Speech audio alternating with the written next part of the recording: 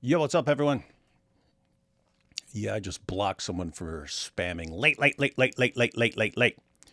You've been warned. You've been warned. Do you know how many things go into setting up for a live stream when what you're covering just ended? Any idea? You gotta wait for their video to finish processing, which takes a while, especially if it's just ended. Then you have to download it. Then you have to find the part you want. Then you have to anyway. There's a lot of stuff. Then you have to anyway. Not even gonna break it down. So one guy just got blocked. So anyway, I did not watch the memorial service. My brother came over and we were watching football today.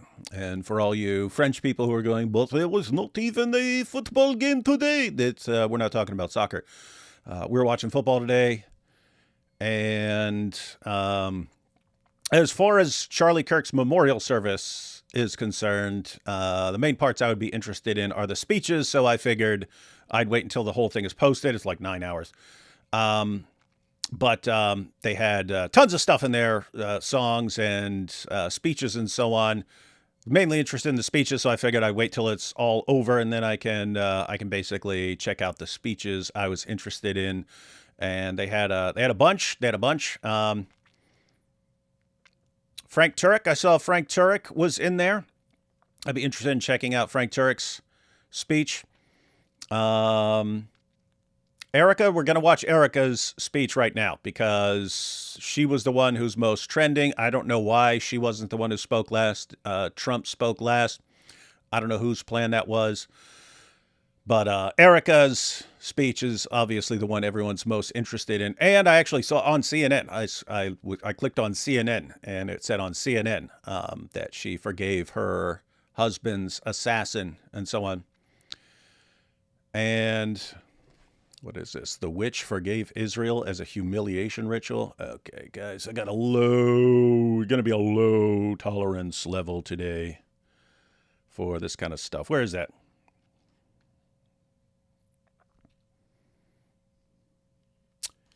Okay, I will be blocking some people who are being mean.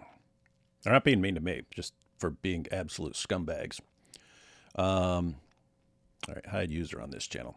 And that was happening in the comments as it was going on. I'm basically watching football, and then when there's a break, I click over just to see what people are saying in the chat. And lots of, Candace Owens is right. Oh my goodness, why are you hiding the truth about that Candace has revealed? It's actually pretty disgusting. I hope they don't even release the comments. I mean, I hope they don't release the chat from the thing. But anyway, I saw Frank Turek was on there at some points. They had other people, pretty much everyone in the Trump administration. I saw that Marco Rubio, I think, was up there. I saw people on Twitter saying that he preached the gospel. So I want to check that out. Then there's that guy who's, he took over what the heck is his name? He took over the military, Secretary of Defense. I forget his name. He's the guy with the tattoos and stuff. So there's him, J.D. Vance, Erika, Trump, bunch of other speakers. I'll be picking the ones I'm interested in, and trying to think. I might just. Here's the thing: if I'm gonna watch it, it's kind of in my mind. Like, okay, if I'm gonna watch something, I might as well just jump on and go live and watch it with other people who haven't watched it yet. And yeah, let's see, where'd that go? Okay, yeah, Apostate of Allah said, I turned it off when Tucker came on and turned it back on when he was done. Yeah, I thought that was interesting. It was interesting because, one, it's like, I understand Tucker's like huge voice still, but it's clear what direction he's going in. I mean, he's been just endlessly praising Russia and Qatar, and now thinks Sharia's not as bad as anyone thinks, and he's praising Islamic submission, and of course declaring war on Israel with every nutty conspiracy theory that comes across his little channel. But anyway, what was interesting about that is, so two things. One, they still They still want Tucker associated with their group. But two, it was clear that Candace was strongly suggesting that the reason she's not there and speaking is because the Jews threatened Turning Point not to let her speak. And that's why she's not there. Well, guess what? She's also the one going around saying, and my sources tell me, and when she says her sources tell her something, she invariably means someone emailed her and said something, and then she just runs with it until someone refutes it. But she was saying that Netanyahu has offered $150 million to people to refute Tucker. I'm like, really? Really? That to refute Tucker? I understand Tucker's got a huge following, but $150 million to make what? To make video responses about that guy? I'll do that. I'll do that for free, baby. I don't have I obviously don't have anywhere close to the following that Tucker does. But what I mean is there are plenty of people. If Tucker says something stupid, there are plenty of us who are willing to call him out and stuff. So the idea that, we have this $150 million campaign. I guess it's possible. Just I don't trust anything Candace says. But here's what's interesting. So let me get this straight, Candace. Israel was threatening Charlie Kirk. And that's what was apparently behind all this in Candace's mind, leading up to his assassination. And boy, she's still getting to the bottom of that. And then why wasn't Candace one of the speakers? They had all the important people speaking. Why wasn't Candace there? Because the Israel threatened them. Israel threatened them. Whatever happens, you better not have Candace. That's an ultimatum. And then, of course, what's their biggest concern? What's Israel's biggest concern? Tucker Carlson. That's why $150 million bounty on Tucker to make content against him and crush and humiliate him. But then Tucker's speaking. Tucker's speaking at the event. So, Candace, you're going to have to get your story together, girl. You're going to have to get your story right. Is Israel pulling the strings behind this scene? Well, if so, and according to you, Israel is obsessed with silencing Tucker, why'd they let Tucker speak? Isn't that weird? Weird stuff. It's almost like you can make up anything you want to accuse anyone of. Anyway, so ladies and gentlemen, just in my mind that if I'm going to go through some of these speeches, then why not just jump on live with anyone who wants to check them out? So lots of trending stuff about Erika. That was the one people were talking about most. So we're going to go ahead and check out Erika's speech. Have not seen it.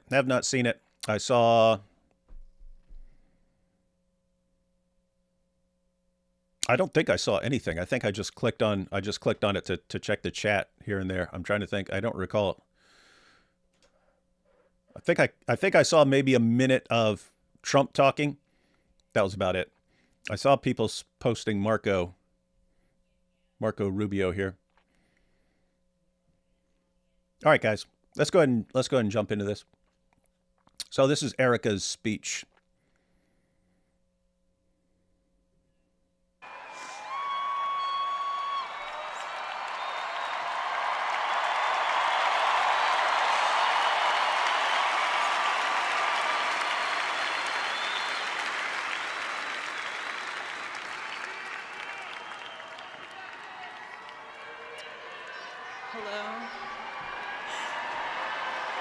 God bless all of you for coming here from all over the world to honor and celebrate my Charlie.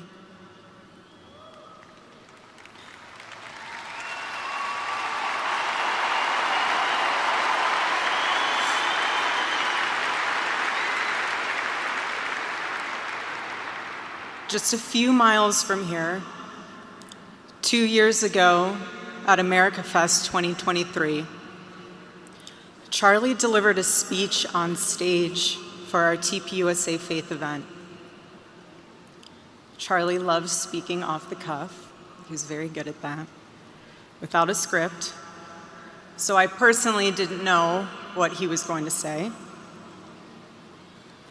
And what he chose to speak about that day was his submission to the will of God. He quoted one of his favorite Bible verses, Isaiah chapter 6, verse 8. "Here I am, Lord. Send me." After Charlie finished, I met him backstage, and I spoke to him, and I'll never forget this. I said, "Charlie, baby, please talk to me next time before you say that statement." Because when you say something like that, there is so much power in that verse. When you say, "Here I am, Lord, use me," God will take you up on that. And he did with Charlie.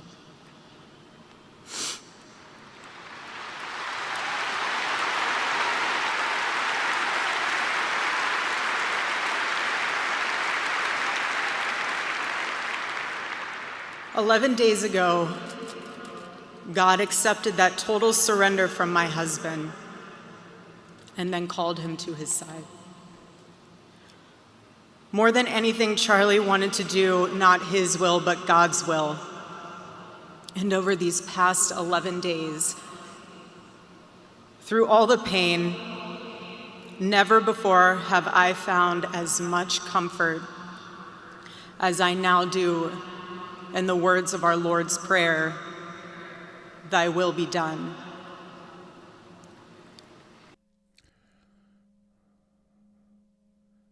Hey, this is interesting. HM Fogg says, Giant DOC. Giant DOC reloaded. Can you ban at well, you know me for, quote, Charlie wanted to end Islam. Allah send Tyler. Praise the Lord. The Lord works in mysterious ways. Who's that?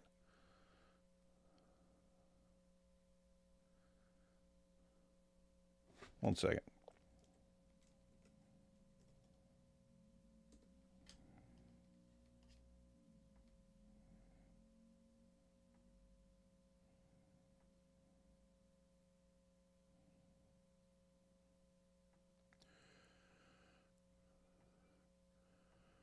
Where's this Atwell everyone's talking about? Did someone already ban him? I stopped because people are saying ban at well.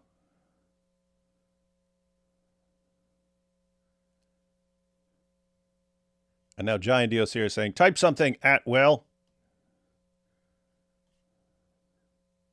Okay. All right. Let's see.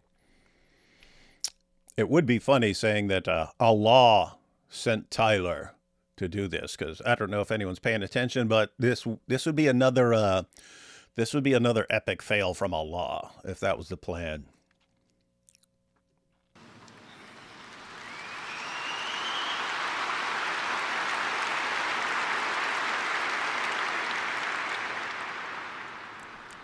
God's love was revealed to me on the very day my husband was murdered.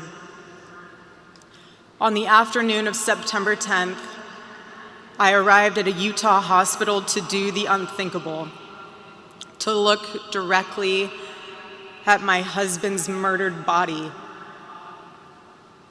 I saw the wound that ended his life. I felt everything you would expect to feel.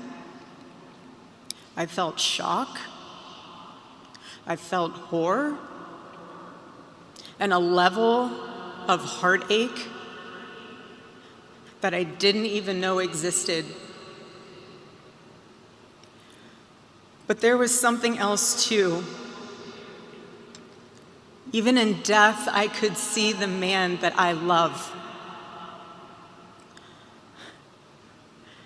I saw the one single gray hair on the side of his head, which I never told him about. Now he knows. Sorry, baby, telling you now, but never told him. Didn't want to. I also saw this. I also saw on his lips the faintest smile. And that told me something important. It revealed to me a great mercy from God in this tragedy. When I saw that, it told me Charlie didn't suffer.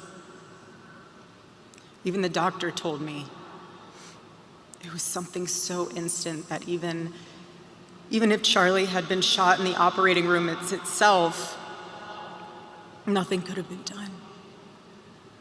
There was no pain, there was no fear, no agony. One moment, Charlie was doing what he loved, arguing and debating on campus, fighting for the gospel and truth in front of a big crowd. And then he blinked. He blinked and saw his Savior in paradise.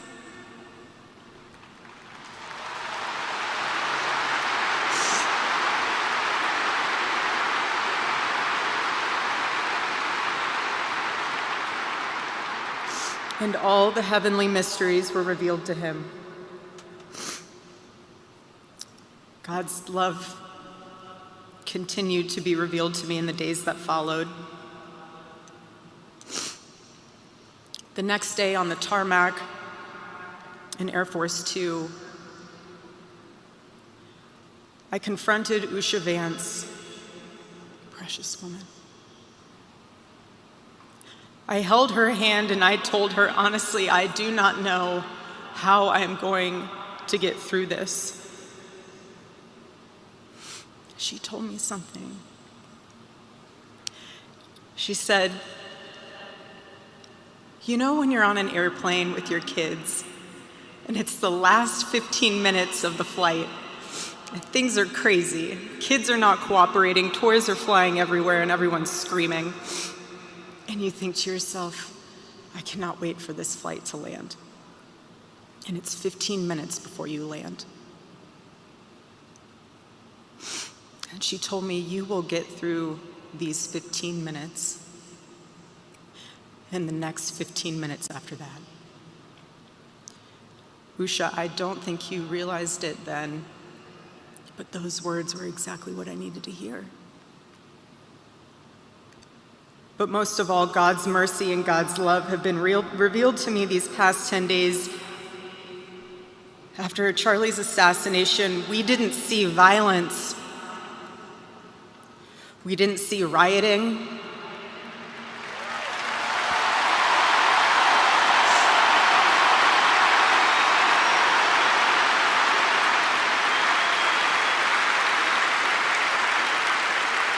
We didn't see revolution. Whoa, that was interesting. Go back right there.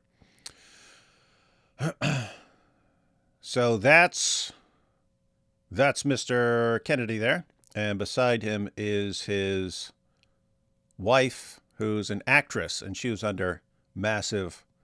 under massive pressure because she's an actress to dump that guy.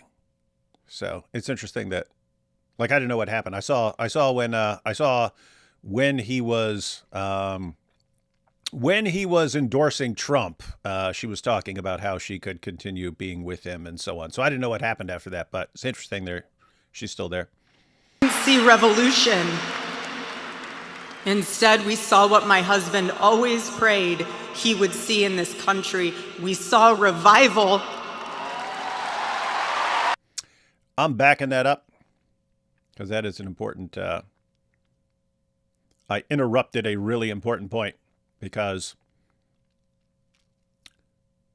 I didn't know they were still together. So I actually mentioned that. You realized it then, but those words were exactly what I needed to hear. And so a really important point that I interrupted here. So I took it back and I will not interrupt it this time. But most of all, God's mercy and God's love have been revealed to me these past 10 days. After Charlie's assassination, we didn't see violence. We didn't see rioting.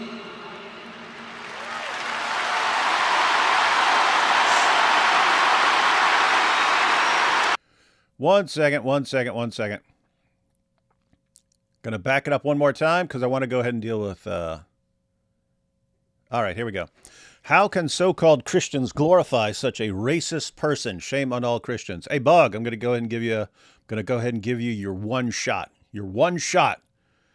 Explain how Charlie Kirk was racist.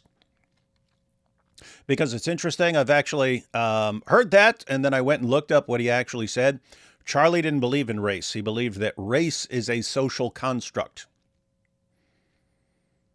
And guess what? He's right. Right? Like there are obvious differences between people. Some people are lighter, some people are darker, and so on. But how we lump people together, that's kind of on us, right? I mean, we could lump people together based on how tall they are, how what their weight is, how attractive they are, what their IQ is. We could lump people together based on almost anything. We lump people together based on collections of features. But Charlie didn't believe he just believed that that's what we do. We lump people together based on these features, and it's not real. It's something we're kind of making up. We're making up how we lump people together. And so you just said that he's a racist. Give us your best evidence. Give us your best evidence of him being a racist. I'm being nice because we're trying to watch a man's wife after he's been assassinated. We're trying to check out the speech, and you're in the chat saying he's a racist. Oh, shame on Christians. He's a racist. I've not seen any evidence at all that he's a racist. And every time someone has said that he's a racist and tried to give evidence, and I go and look up what he actually said, it's not what he actually said. What they're saying is not what he said. So go ahead. I'm giving you your opportunity. Get one shot. I'm just going to have to block you. Guys, am I not, if Charlie's a racist, dang it, I want to know it.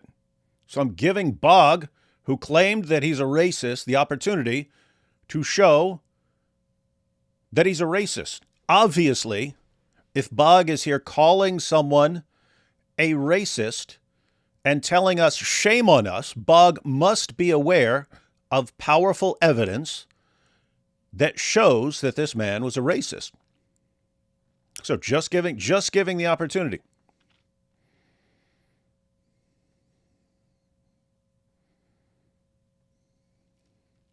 Anyone say anything yet? I'll wait about another 15 seconds, and then I'm just going to block Bog because I don't want Bog coming back 30 minutes from now and spamming again.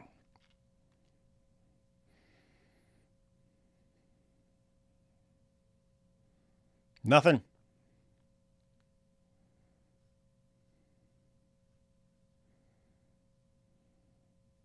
Did we get a response from Bog? Nothing from Bog. Isn't that like extremely slimy? Like, oh, how can you support Charlie? He's a racist. Okay, tell us how he's a racist. Silence. Crickets. All right. All right, Bog, you just got banned. That's on you, though. You had one shot. You failed. And you're failing at life. So better luck next time. All right.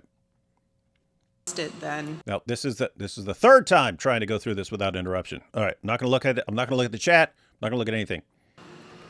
But those words were exactly what I needed to hear. But most of all, God's mercy and God's love have been revealed to me these past 10 days. After Charlie's assassination, we didn't see violence. We didn't see rioting.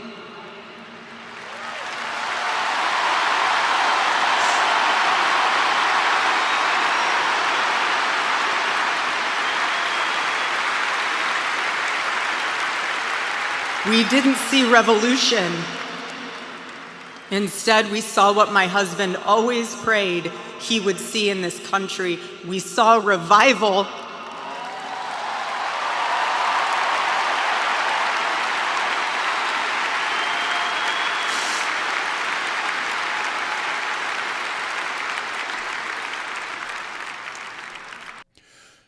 Catch that, everyone? Wasn't guy got shot, guy got murdered, and you didn't see people burning cities to the ground, going around killing people. There was not a destructive force. What you saw was, as she just pointed out, you saw revival. You saw tons of people, and I've seen tons of people in the comments, like just on X and on YouTube and so on, talking about going to church for the first time in their lives, or going to church in the first time in decades and so on, all after this. And I pointed this out in a different live stream, but you basically have two main forces at work in society. And it's a lot of different groups, but two main forces in society. You have forces that are trying to preserve and restore and rebuild and so on. And you have forces that are trying to tear everything down because they want to replace it with something else. The forces that are trying to tear stuff down because they want to replace it with something else, that's communists, socialists, Islamists, right? They want to rip it down and replace it with something else, a communist state and Islamic state. And so when something happens, when someone dies, when someone's killed, then they see it as an opportunity. Let's get everyone riled up and start tearing stuff down. Let's add to the chaos and rip everything apart. Because that's what their goal ultimately is. And you have other forces that are saying, no, we need to preserve what is good and what works, and we need to restore what was working and that we got rid of. We need to rebuild things that have been torn down and so on. And so when someone from that side dies, then the tendency is it goes towards revival. That's where it is, because people are like, we have to keep what this person, we have to keep up this person's work. And if this person wanted revival, then by golly, we're going to have a revival. This past week, we saw people open a Bible for the first time in a decade. We saw people pray for the first time since they were children. She's saying what I just said. We saw people go to a church service for the first time in their entire lives.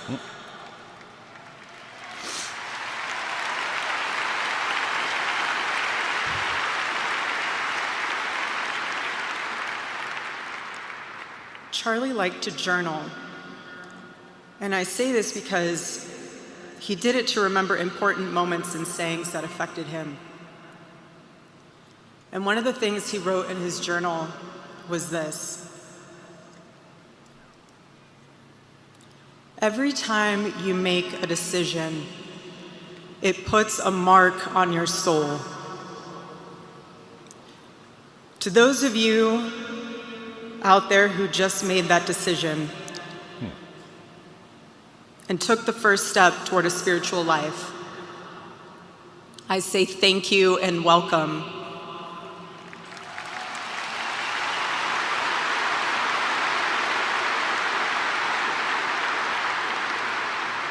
One day I hope you look back and realize it was the most important decision of your life, because it is.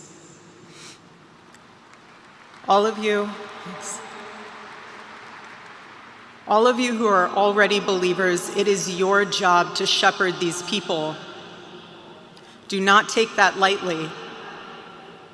Water the seed of their faith. Protect it and help it grow. Every day as Charlie rode into the office, he would go through his contact list. And I know there's many of you who were impacted by this. He would go through his contact list and send Bible verses for the day. He knew that faith was a habit. The more you live it, the more it grows. But know this too: the seed has only just been planted. The enemy will tempt you the most in a time like this one. God will always be there for you, but you must choose to mark your soul again and again in the direction of Christ.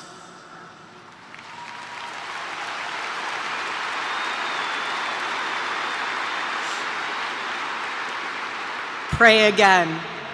Read the Bible again. Go to church next Sunday and the Sunday after that, and break free from the temptations and shackles of this world.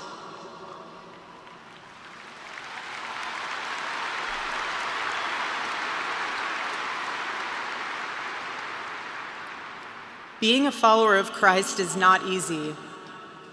It's not supposed to be. Jesus said, if anyone would come after me, let him deny himself, take up his cross and follow me. He said he would be persecuted. He said we would be persecuted. And Charlie knew that and happily carried his cross all the way to the end.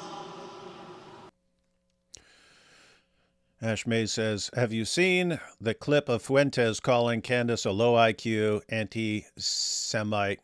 Yeah, I posted, I shared that clip on X, and I said, I can forgive Candace Owens for all the lying, for all the gaslighting, for all the deranged conspiracy theories. I can even forgive her for misleading so many of her dumb followers. But I can't forgive her for making me agree with Nick Fuentes.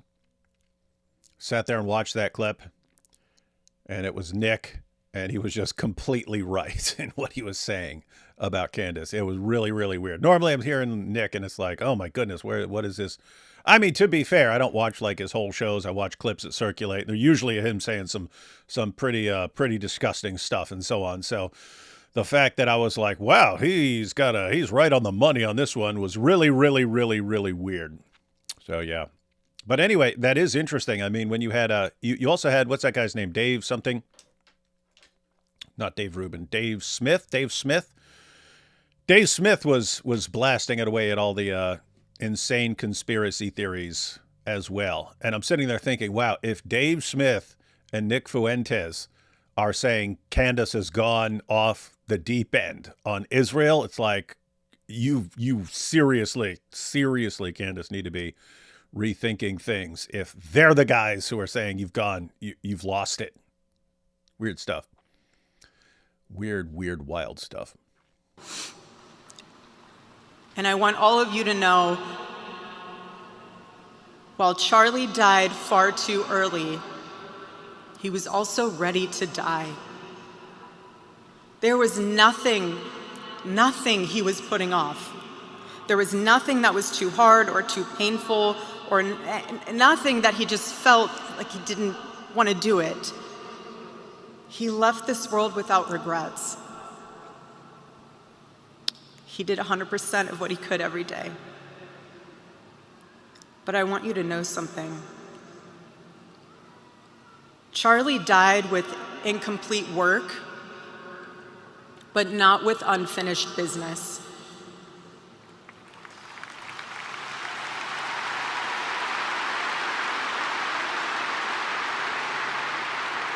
Ooh, hang on. But I will miss him. Oh, interesting. Hey, we have someone came in here to rescue Bog.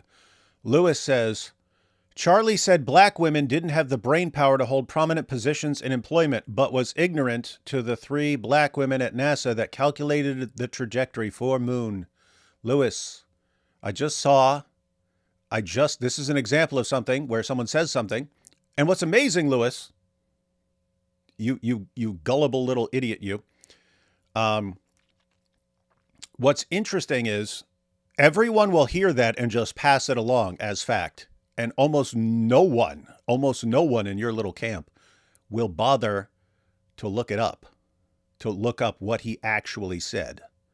I just did, because Ilhan Omar was just at some sort of town hall, and she was asked, hey, how are you still trash talking Charlie? And I mean, the guy just died and so on. And Ilhan Omar's response was, we're not going to remember this guy as a good guy because he was bad, and here's why.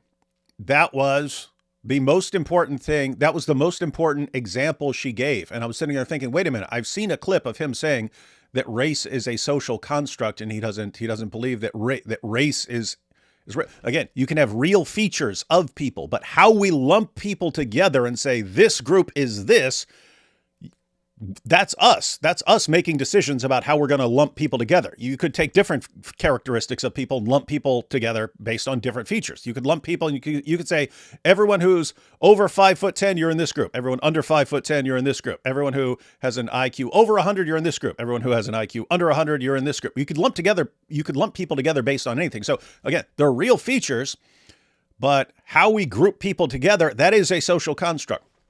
So I was wondering, it wouldn't make sense that he was saying this. So I actually went and looked up the clip, Lewis, and this is why you're getting banned unless you apologize for passing on completely false information. I went and looked it up. He was talking about, and by the way, he said the opposite of what you're saying. You gullible little dirtbag here. He said the opposite of what you're saying. He was talking about affirmative action because I went and found it. I already downloaded it. It's on Rumble.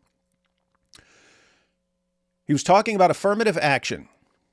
And when affirmative action apparently got outlawed or something like that at places, schools, things like that, and you had 4 women, one's a congresswoman, one I think was a judge and so on. Anyway, they came forward and they said that they only were able to get into school because of affirmative action.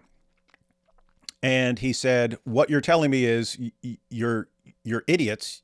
That you couldn't get in based on your merits. You had to get in based on affirmative action. He's making fun of them, saying, this is why the stuff you say sounds so dumb.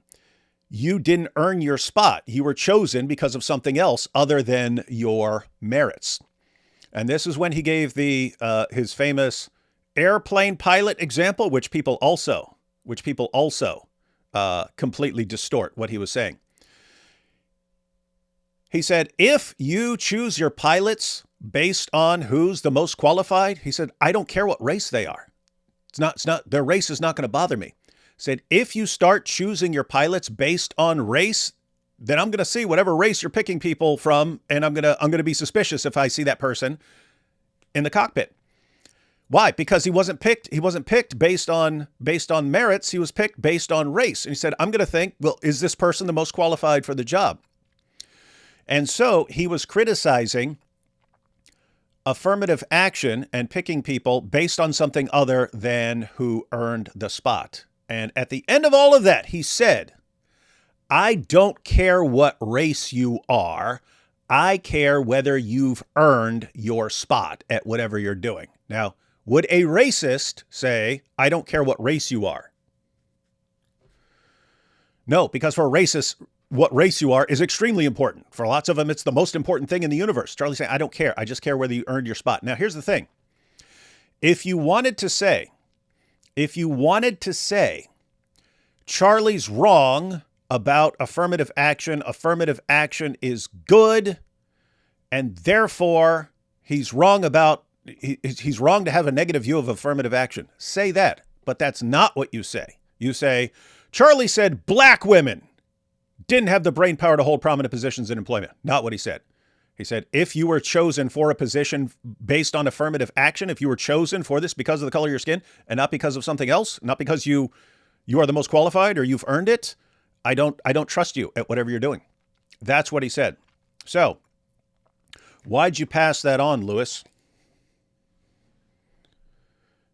It took me all of 5 minutes to find the live stream he said it in and look up exactly what he said, and it was not what you guys are saying. So why'd you pass that on?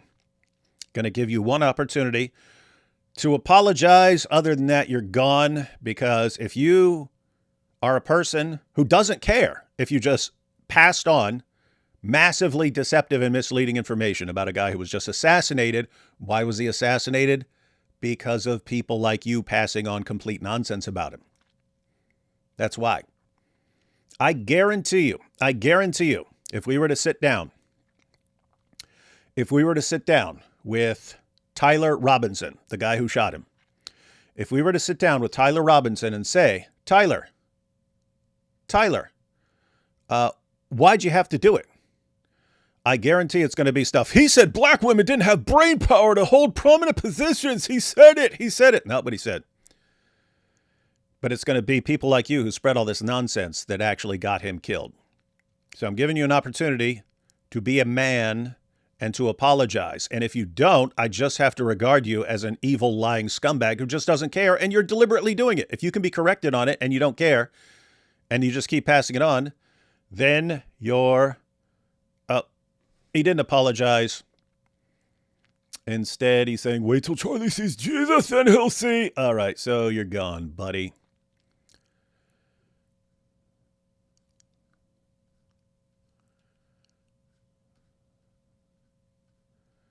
Let me find you there.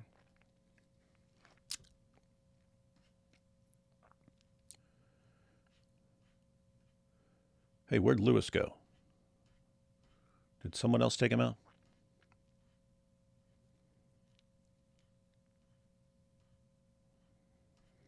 Hey, where's next Zuckernick? Hey, next Zuckernick, find Lewis. I lost him. I don't know if someone else took him off.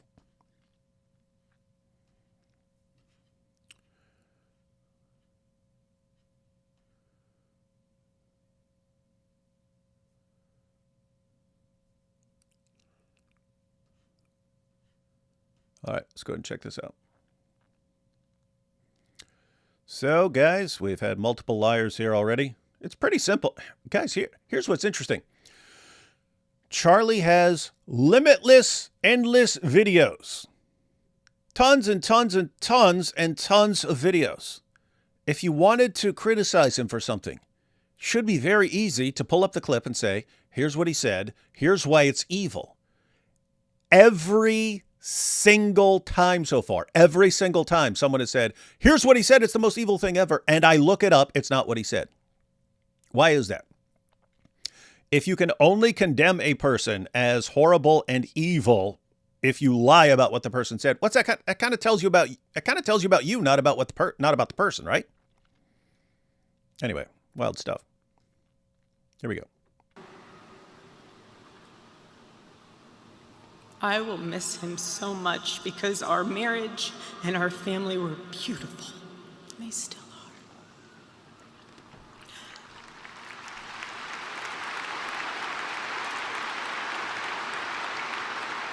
The greatest cause in Charlie's life was trying to revive the American family.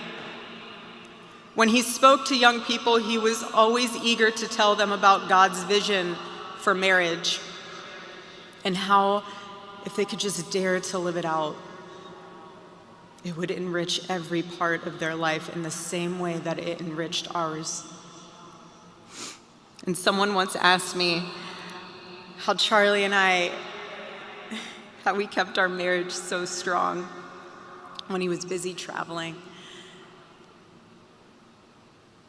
And our little secret, it was love notes. Every Saturday, Charlie wrote one for me, and he never missed a Saturday.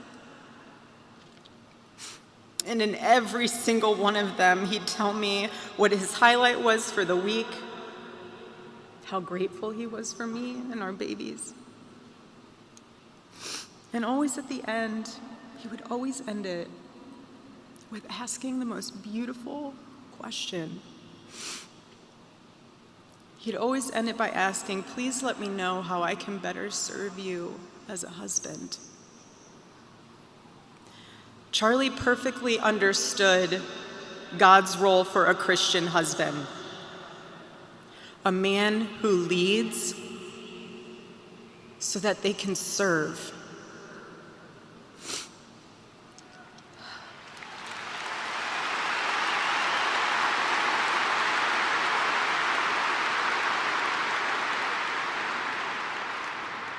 To all the men watching around the world, accept Charlie's challenge and embrace true manhood. Be strong and courageous for your families. Love your wives and lead them. Love your children and protect them. Be the spiritual head of your home. But please be a leader worth following. Your wife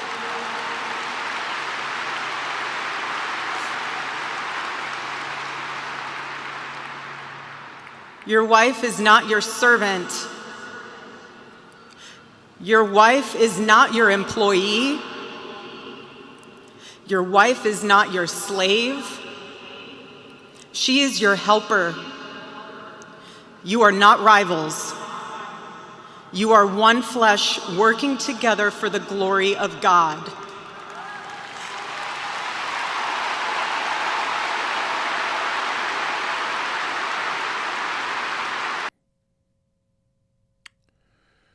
It's weird.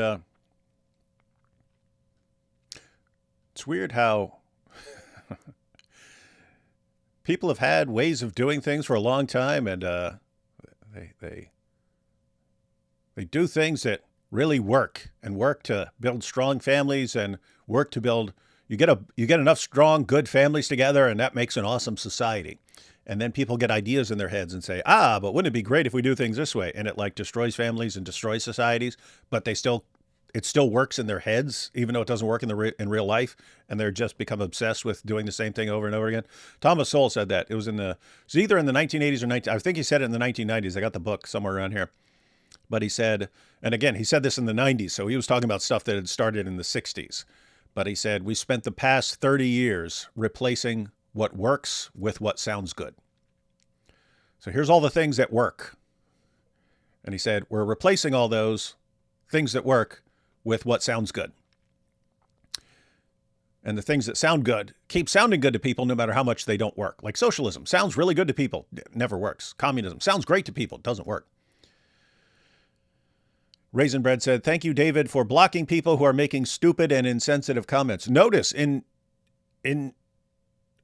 before I blocked them, I gave them an opportunity to prove that what they're saying is true, right? Or to recognize that they actually said something that's false. And I gave them an opportunity to be a man and to simply apologize. That's it. I would have moved on. Hey, David. Oh, yeah, David, you're right. I heard that. I assumed it was true. I never bothered to look it up. I should have looked it up. Yeah, Stephen King's a perfect example, right? Stephen King, the author. When Charlie died, and people were talking about it, Stephen King posted, well, he did say gays should be stoned to death. And everyone jumped all over him and then showed him what Charlie actually said in context. Stephen King apologized. He said, I should have checked before sharing that. I should have checked before saying that.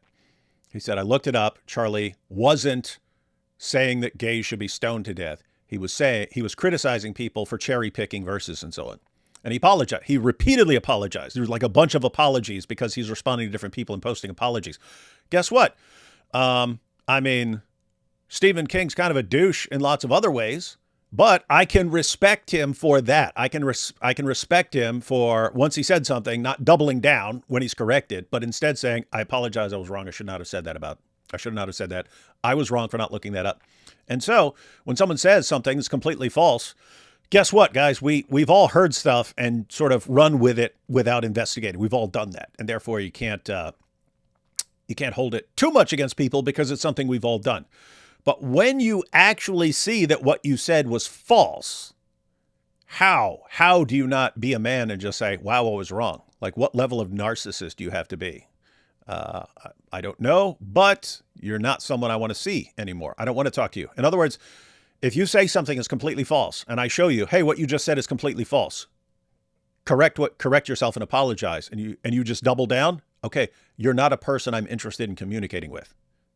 Because you have no respect for truth. You have no respect for truth. Why would I want to have a conversation with someone who's evil and has no respect for truth and loves lying about people? So anyway, yeah. I suspect we'll be seeing lots of this in the coming days and months, everyone.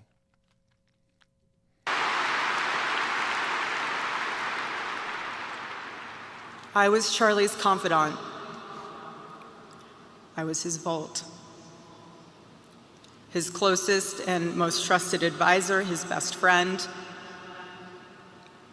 I poured into him and loved him so deeply, empowered him, because his love for me drove me to be a better wife. Every day he honored me, and I prayed that I could be the wife that God needed me to be for my husband. Hey, by the way, guys, You want to talk about healthy relationships, families, and so on? Like, what happens nowadays? Everyone is telling you, people are telling the man, yeah, you need to be in control. You need to crush her. And like the Andrew Tate style guys, you have to, you treat women like objects and stuff, and you make sure you're completely crushing them into submission every moment of every day. And then the women, you're told, hey, you need to, you don't need a man. You don't need a man. But if you have a man, then you need to make sure all the things they tell women. And here you've got them, and she's saying, Charlie's asking her, how can I be a better husband to you? How can I be the best husband I can be for you? And she understands Charlie has work to do, and he's got a lot going. He's got a lot of people after him and so on. And all she's focused on is being the best wife she can be towards him, building him up, strengthening him. Imagine that. You've got a husband who's like, how can I be the best husband for you? And you've got a wife who's like, how can I be the best wife to you? And we're told we need to be the opposite.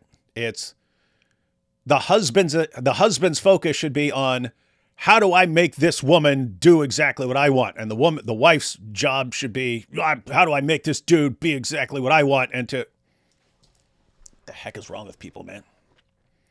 Women, I have a challenge for you too. Be virtuous. Our strength is found in God's design for our role. We are the guardians. We are the encouragers. We are the preservers. Guard your heart. Everything you do flows from it. And if you're a mother, please recognize that is the single most important ministry you have.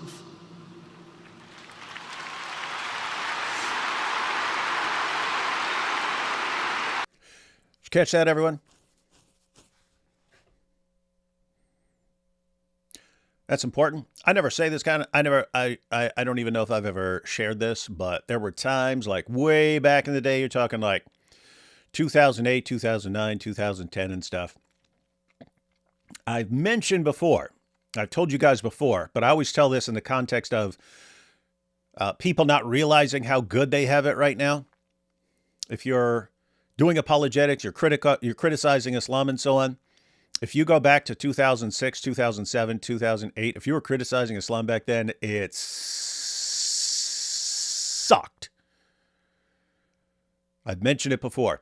You had the online keyboard jihadis and Muslims and so on sending you endless death threats, and I would get like 30 or 40. It's nowhere near as many now. Now it's like an occasional death threat. Back then, I might get 30, 40, 50 death threats in a day after I posted something. And people would say, it's not just against me, it's against my wife, it's against my mother, it's against my kids. People saying, hey, we've been watching your apartment. I got pictures of your kids. You want me to send you the pictures of your kids so you know I'm right here watching you and stuff like that. It's just endless. So that's what you're getting from Muslims. From atheists, you are getting, how dare you criticize another person's religion when you're religious? All religions are stupid, you dumb idiot. Ha ha ha. And they would just call you stupid, even though you're like, dude, I'm blasting away. This is to help you too, you stupid idiot. You giant moron. I'm trying to help you too, you stupid atheist, because they're going to come after you too. I'm trying to protect you, and you're blasting away at me. And then you also caught it from Christians who, how dare you criticize someone's religion? It's hurting their feelings. And the worst thing you could do as a Christian is hurt someone's feelings. It's not loving. Back then, Christians were taught it's not loving to hurt someone's feelings. And so you are getting blasted by Muslims, by atheists, by your fellow Christians. It felt like everyone is stabbing you from every single direction they could come at. They could come at you with. And then beyond that, all politicians across the board were saying that if you criticize Islam, you're a horrible racist bigot. Journalists were saying it. You were getting attacked by from every single direction. And so anyway, I've mentioned that sort of thing before. But connecting that to what Erika just said, when all that was going on, you're just attacked from every single direction, and you're sitting there thinking, what the heck is the point, man? No one's listening, and everyone just hates you for saying this stuff. Why am I? These are all the people I'm trying to help. I'm trying to help the Muslims. I'm trying to help them, and they're threatening to kill me. I'm trying to help them, get them out of this cult, and they're saying they want to kill me for it. I'm trying to help atheists because the same guys that are coming after me are going to come after them. I'm trying to help them. And Christians, do you not realize what lies these guys have in their heads? I'm trying to destroy the lies in their heads so that they can understand the gospel. Why is everyone attacking me? When that would happen, something I repeatedly thought, again, this is like 2007, 2008, 2009. I would think repeatedly, you know what? You got all these keyboard jihadis, they're threatening to brutally murder me. I've got atheists telling me I'm stupid, and I got Christians telling me I'm a terrible, terrible, bad Christian. You know what? My wife's got my back every step of the way. And that's enough. I thought that repeatedly. Whatever else goes wrong, my wife's got my back. So, Erika's offering good advice to everyone out there right now.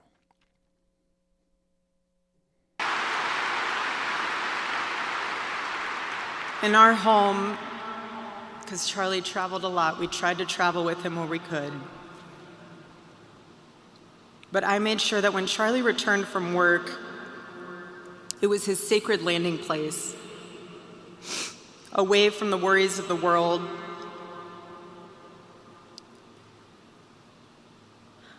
I didn't make him feel guilty for being away too long or too much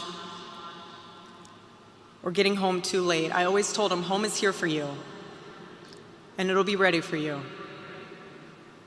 And I made it into this place where he wanted to be as soon as possible when he was on the road. There was no keeping score between us. We were a team, working together for the same mission. I never wanted to be the one standing between Charlie and the task that God prepared for him, had set for him. And I knew Charlie would always do his best to help me with the same. My marriage with Charlie was the best thing that ever happened to me. And I know it was the best thing that ever happened to him as well. He wanted everyone to experience that joy.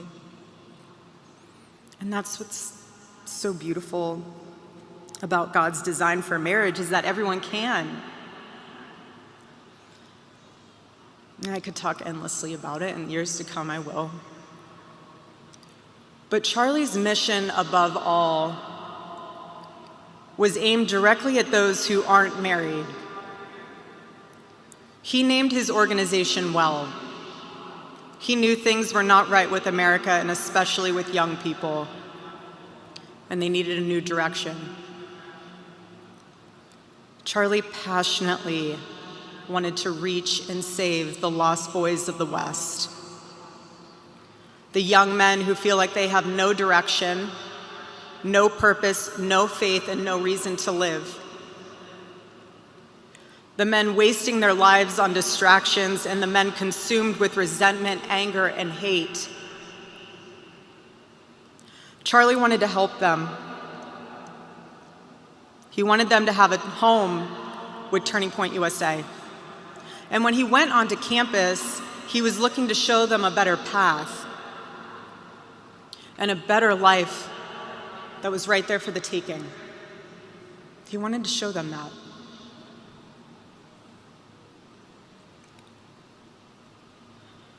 My husband, Charlie, he wanted to save young men just like the one who took his life.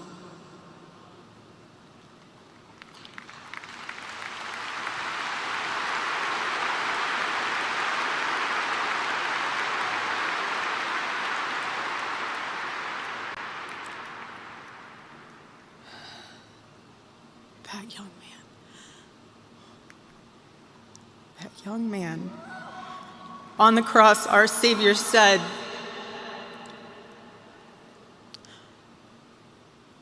"Father, forgive them, for they not know what they do."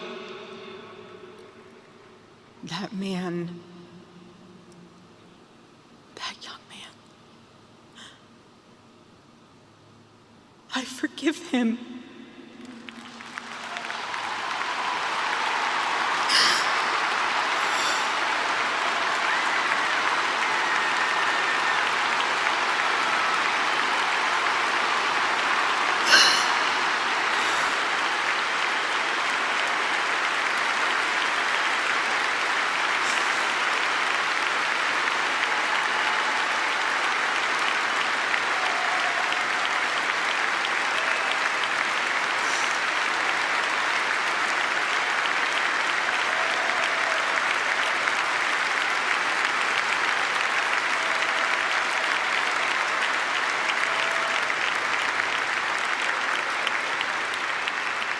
I forgive him because it was what Christ did and is what Charlie would do. The answer to hate is not hate. The answer we know from the gospel is love, and always love. Love for our enemies and love for those who persecute us. The world needs Turning Point USA. It needs a group that will point young people away from the path of misery and sin. It needs something that will lead people away from hell in this world and in the next. It needs young people pointed in the direction of truth and beauty. And so I promise you today, every part of our work will become greater. I am tremendously honored to be the new CEO of Turning Point USA.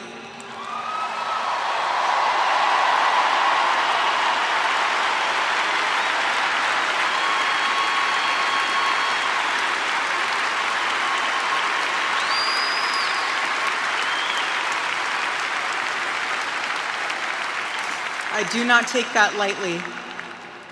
Charlie and I were united in purpose.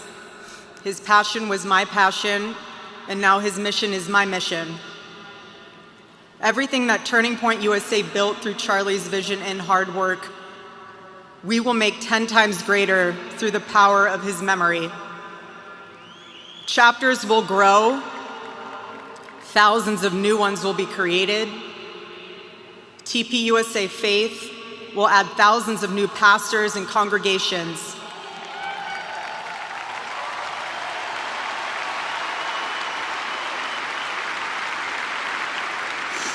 And yes, campus events will continue, and we will continue to hold debates and dialogue.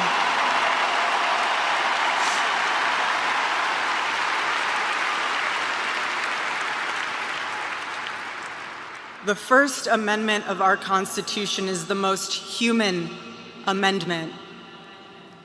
We are naturally talking beings, naturally believing beings. And the First Amendment protects our right to do both.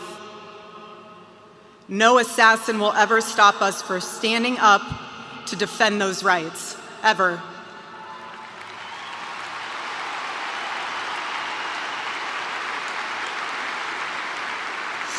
Because when you stop the conversation, when you stop the dialogue, this is what happens.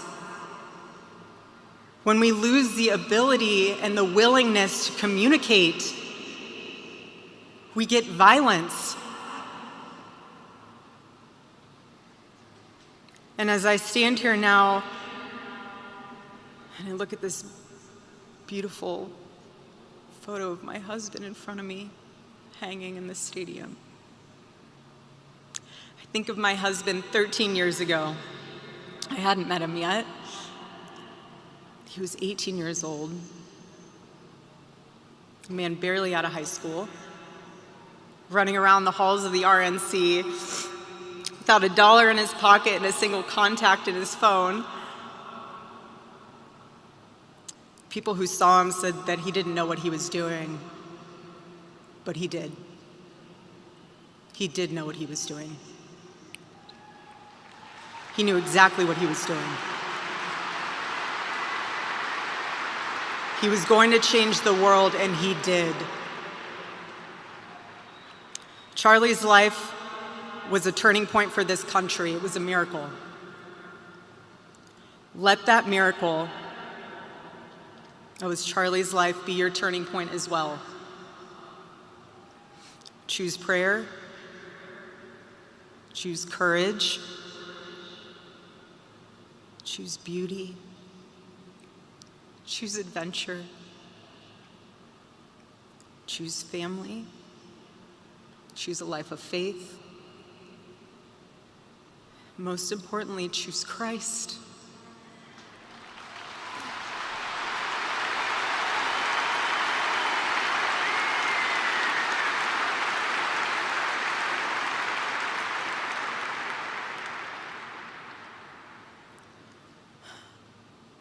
I love you, Charlie, baby.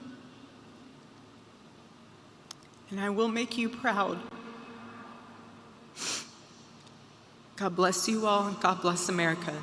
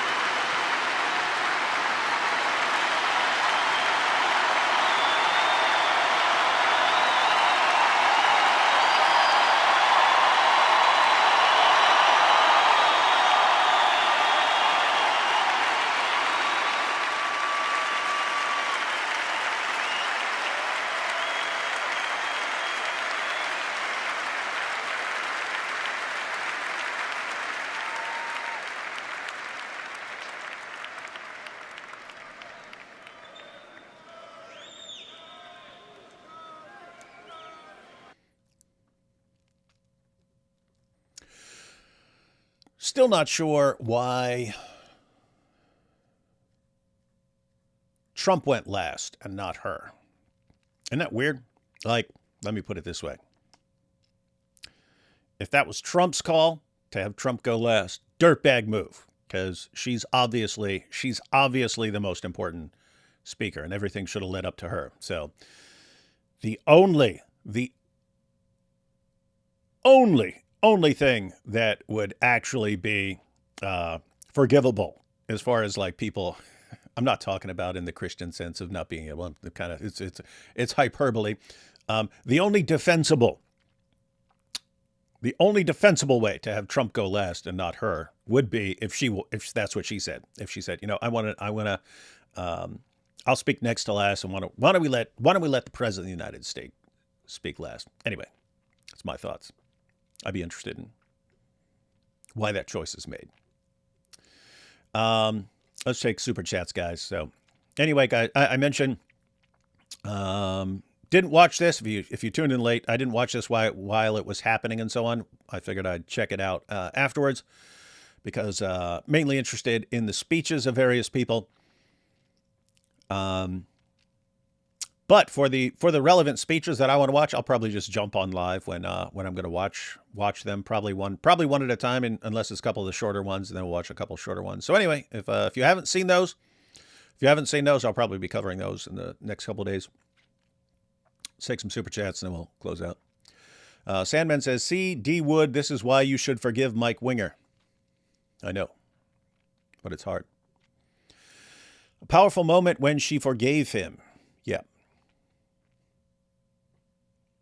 Yeah, that was. And forgiveness in this sense, guys, it's, and I even saw in the chat, but it always happens. People have weird ideas about forgiveness and love and things nowadays, but it's like the concept of love.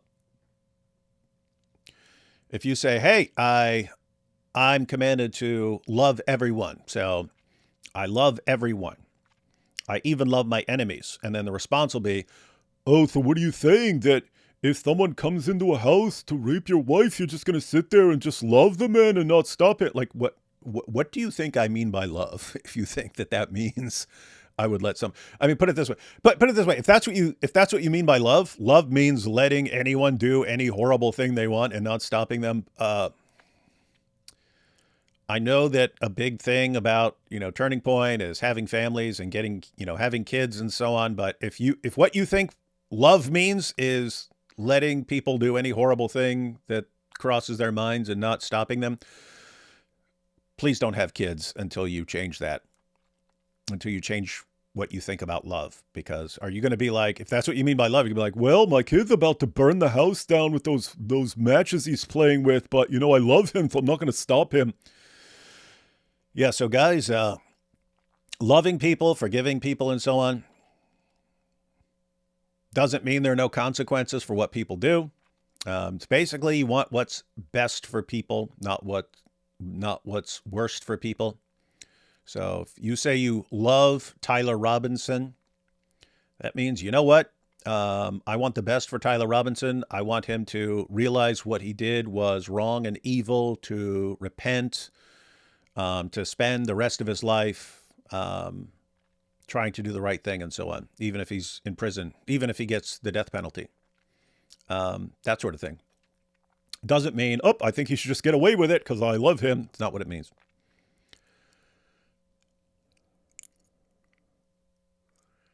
Let's see. As a Christian, you are supposed to forgive. Yeah, again, that does not mean things like no consequences and so on. M. Winger got invited. D. Wood didn't. Draw your conclusions. Yep. People have. Well, it's Mike Winger. He's probably like an underground crime boss and has connections to get his way, no matter what the situation is. D. Wood, ban Atwell. Already did that, I think. Ban, or did I? Maybe someone else did. Ban Atwell, you know me, this lover boy of his al-Zut loving prophet is saying sick things. Yeah, I couldn't find him, so I assume someone else banned him. Allah worked in funny ways when he sent al-Zut. Oh yeah, I think that was a response to Atwell saying that Charlie decided he wanted to go after Islam, and then Allah stopped him. And Allah works in funny ways. And then this is the response. Allah worked in funny ways when he sent al-Zut. A. Blue says, she is a strong, godly woman who did what most people couldn't even imagine doing. We should all be praying for her and their family. God bless you, David. Yeah, especially during this time. I mean, she's got difficult road ahead with kids and trying to, again, as far as I know, she hasn't even told their daughter. She told her daughter that Charlie was away doing some special work with Jesus. But yeah, she's going to have to be dealing with that kind of situation and also trying to continue the work of Turning Point and so on. So yeah, she's got a lot of work ahead of her. So yeah, definitely want to be praying for her and supporting Turning Point. Shameful to see Trump evil ego rambling after Erika. That's what I'm expecting. It did seem, I was scrolling through and I was like, wait, he's still speaking? Wait, scrolling through, wait, he's still speaking? Scrolling through, well, he's still speaking. So yeah. I hope there were good points. But yeah, might check that out. Probably going to check that out. We'll see. Muhammad is like the Spanish Inquisition. No one expected him either. I wanted to get that in last stream, but wasn't watching live. No one expected Muhammad. No one expected al-Zut, except Muhammad, who invited them. Erika's speech, best evangelistic moment in decades. Yeah, and it is awesome that you got someone like Tyler Robinson. I'm going to shut this dude down and take him out. And then you've got the response is powerful stuff that's amplifying everything you wanted to do. So Black woman here. Charlie was not racist. Bog. Christians don't hate people based on 6-second clips out of context. Do better. Yeah, that's true. Sadly, Bog can't respond because Bog got banned. But I probably will make a video out of that with the Ilhan Omar clip, because Ilhan Omar is still saying it. She's still saying, Charlie Kirk said, black women don't have the mental ability to think through things and so on. Not even close to what he said. But anyway, might have a fact-checking video on some of this stuff. Trump, he did not hate his opponents. He wanted the best for them. That's where I disagreed with Charlie. I hate my opponent and don't want the best for them. That sounds like Trump just being honest.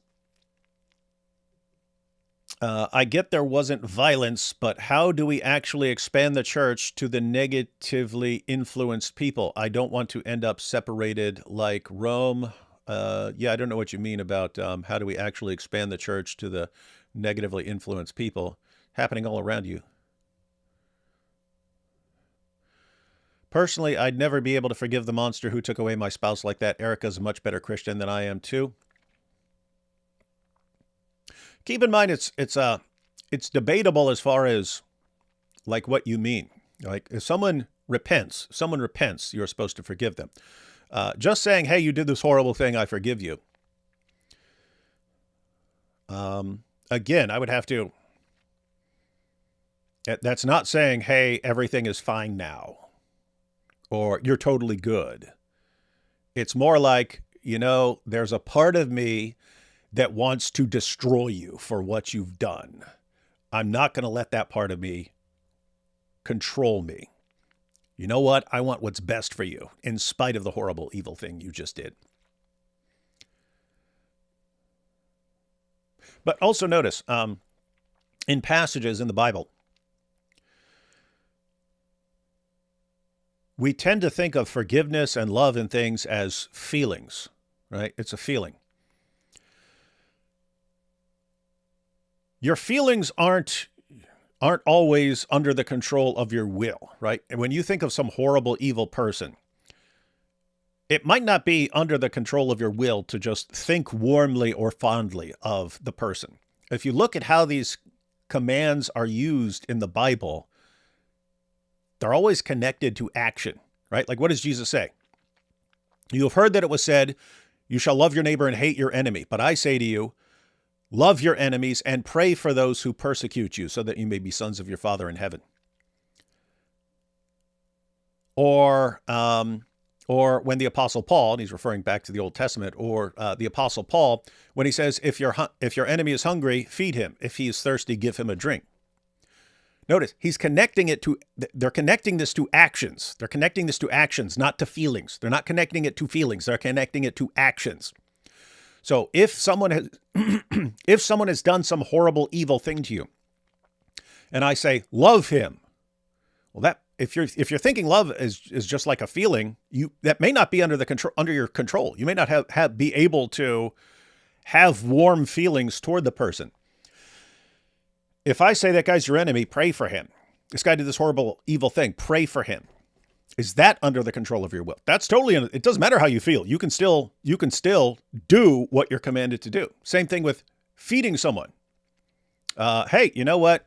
This guy used to be the biggest bully in school, and he stole my girlfriend way back then, and I can't stand this dude. But you know what? Look at how his life turned out. He's homeless now. I could sit here and love the fact that this guy ended up homeless after all the horrible stuff he's done. But you know what? I'm going to try to help this guy. That is under your control. Your actions are under the control of your will, more so than your emotions are. So anyway, that's important to keep in mind. It's important to keep it in mind. Even if he said racist things, so effing what? Unaliving him is unacceptable. Tucker, Barack Obama, Mamdani, Omar, Joy Reid, AOC, Barney S. all say many racist things. Violence is unacceptable, period. R.I.P. Charlie. Yeah, so you have, that's an ongoing thing where You say, gosh, it's messed up. They killed Charlie Kirk while speaking on campus. They'll go, oh, but look, he said this thing. And so there are two things. One, even if he said that, you don't kill someone for saying that. You would, what? What should you do? You should debate him. And the guy literally has an open mic sitting in front of him. He has an open mic. Anyone who wants to challenge anything he says can step up. So even if he did say that, why don't you step up to the mic and refute him or expose him or point out what an evil guy he is? Why not do that? So that's one. So one, even if he said that, you don't kill him over it. But in fact, this is an even if, but in fact, even if he said that thing, that's not something you kill someone over. But in fact, he didn't even say it. He didn't even say these things. And if you want to make it a rule, anytime someone says something really messed up, they got to die. Oh, gosh, you're going to have a long list of people you want to kill. I'll use 7-second clips to lie about people for Bog. But seriously, powerful speech by Erika. Yeah. I haven't seen much from AP this week. I hope he's doing okay. Send him our best wishes and blessings. Nope, AP has been traveling. He was in multiple countries in Europe, and then he got back and he was all worn out, and we're going to get back on track because he has another, but before he has another big trip coming up. But then he got an invitation to go to the Charlie Kirk Memorial, so he went to that. But so yeah, I'm actually not. I think AP should be back tomorrow, but then he's taking off again, not too far into the future. So yep, AP's been busy. AP's been busy. Good day, David. Good stream. Thank you. God bless you, David. You courageously speak out the truth in charity. That's what I do. Candace Owens was communications director for TP. Toilet paper? No, I know.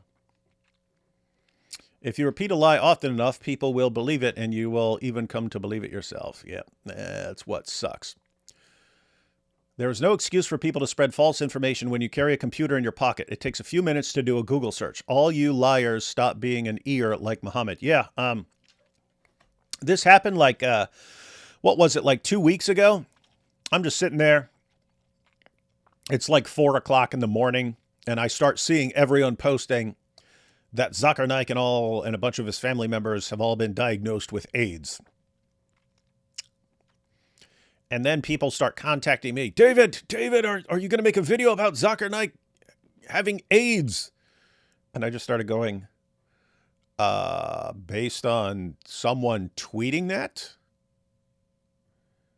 Based on someone tweeting. There's not some article or something on his website or something like that. It's just someone tweeted, hey, he's got AIDS. And then everyone started, oh my goodness, he's got AIDS. He's been diagnosed with AIDS, and a bunch of his family members all diagnosed with AIDS. It's like, how is it that anyone can post anything? I mean, how many times have people started sharing stuff and it turned out to be complete nonsense? Like, it hasn't crossed your minds. Hey, maybe before spreading something, try and verify it first. Like this hasn't blown up in people's faces enough times for them to realize, hey, we need to actually pause and investigate before we pass something on. That is interesting. Yep. Stop being like an ear. Muhammad was called the ear because he would believe anything anyone said. And now we've got now you've got millions and millions of people like that on Twitter who will pass on anything. And guys, you see the results. Can actually get someone killed by saying everything this person's like, exaggerating and completely misleading people based on what someone has said.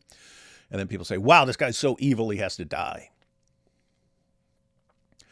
Prager, you posted a picture of Dennis Prager watching the vigil paralyzed with breathing machine.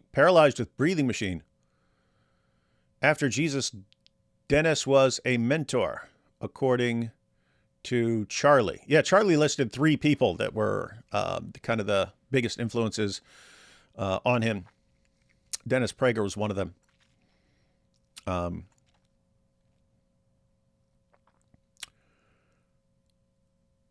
Paralyzed with breathing machine? Wait, is Dennis Prager paralyzed? Is that what you're saying?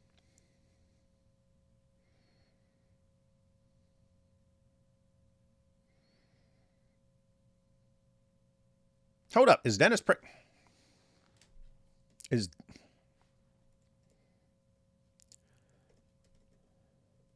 Dennis Prager paralyzed, guys?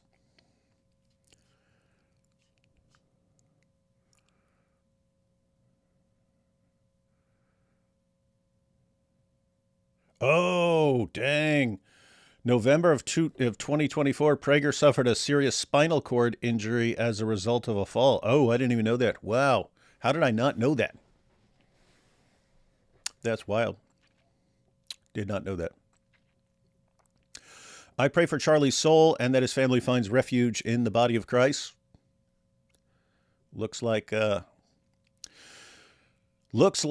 everyone who is around Charlie is doing everything they should be doing right now and exactly what he would want them to do right now.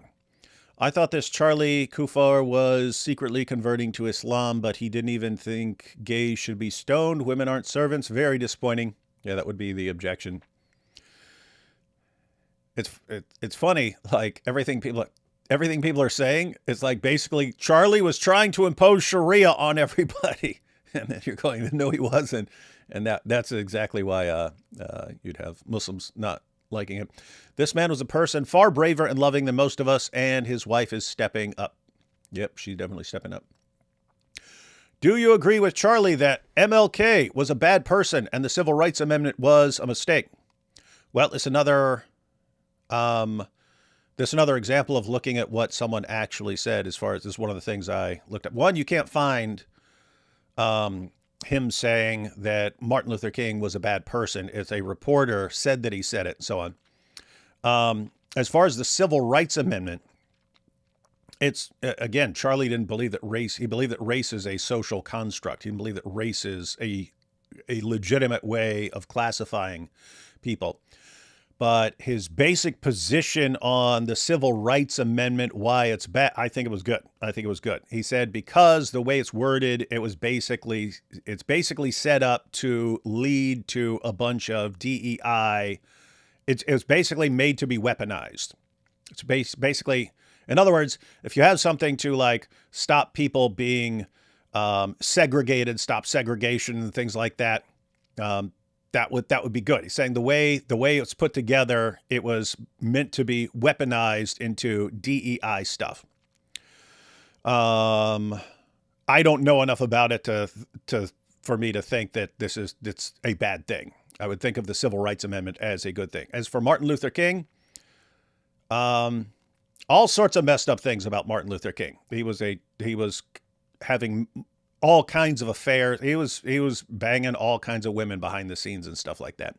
Me, I operate on a cool points system. If you've done enough awesome things, I'm going to try and remember you for the awesome things that you've done. If you've done some awesome things, I'm going to remember you for the awesome things. And if you were kind of a dirtbag behind the scenes and stuff like that, I'm not going to focus on that because you've done some really awesome things. So as far as Martin Luther King, it depends on what you mean. If you mean he was a hypocrite in various ways because he wasn't living up to the standards that he was portraying himself in a much more favorable light than what he was behind the scenes. I look at him as you're a human being. You're doing some messed up stuff.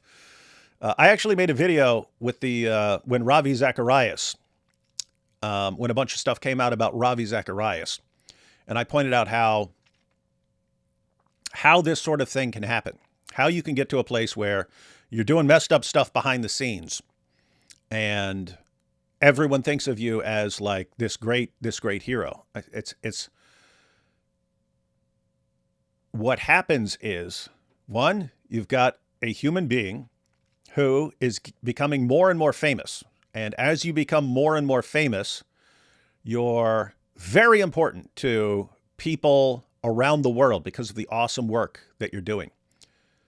But then you slip up behind the scenes. So guess what? There was a time when Ravi Zacharias made his first mistake.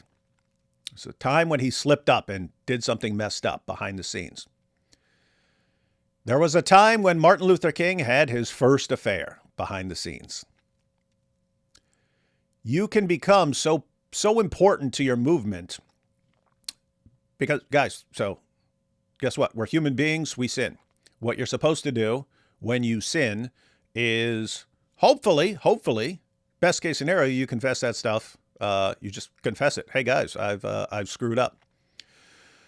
When you are when you become the face of a big, powerful movement, you start thinking, I can't tell people that I've done this bad thing because people love and respect me so much that it might hurt their confidence in what I'm doing. Therefore, I have to keep it a secret. So in that situation, suppose you don't even want to share what you've done publicly and so on. Okay. But, you should be sharing that with people who are close to you. You should still be confiding in them. Hey, guys, I need some accountability here because you guys don't want to know what I just did. You don't want to know what I just did the other day, but I have to tell you. I really slipped up. You need accountability in your life. But when people become so important, then the people all around them are basically people who, it's not that you're idolizing them, but the people around you who work with you, they've got you propped up on this pedestal. This is the most important person in the world. It is so great that I get to work with this super important person who's doing these amazing things. Well, guess what? The person, the hero, ends up in a position where when he falls short, when he sins, when he does things he's not supposed to be doing, he can't tell anyone. Because it's like everyone, I can't dash all these people's hopes about me and this discredit my movement. My movement is so important that I just have to keep all this stuff to myself when I slip. Well, guess what? Now you've got sort of, you're going to do it again. You're going to end up doing it again, right? Because now you're doing it and you're not confessing it to anyone and you're covering it up. But now you're building up a pattern of covering up the things you've done. Fast forward several years of you doing that, pretty soon you're doing all sorts of things. And by that time you can't tell anyone because you're like, but I can't tell everyone all this stuff I'm doing behind the scenes. It would ruin the movement, and the movement's so important. And so I will just carry this all to my grave.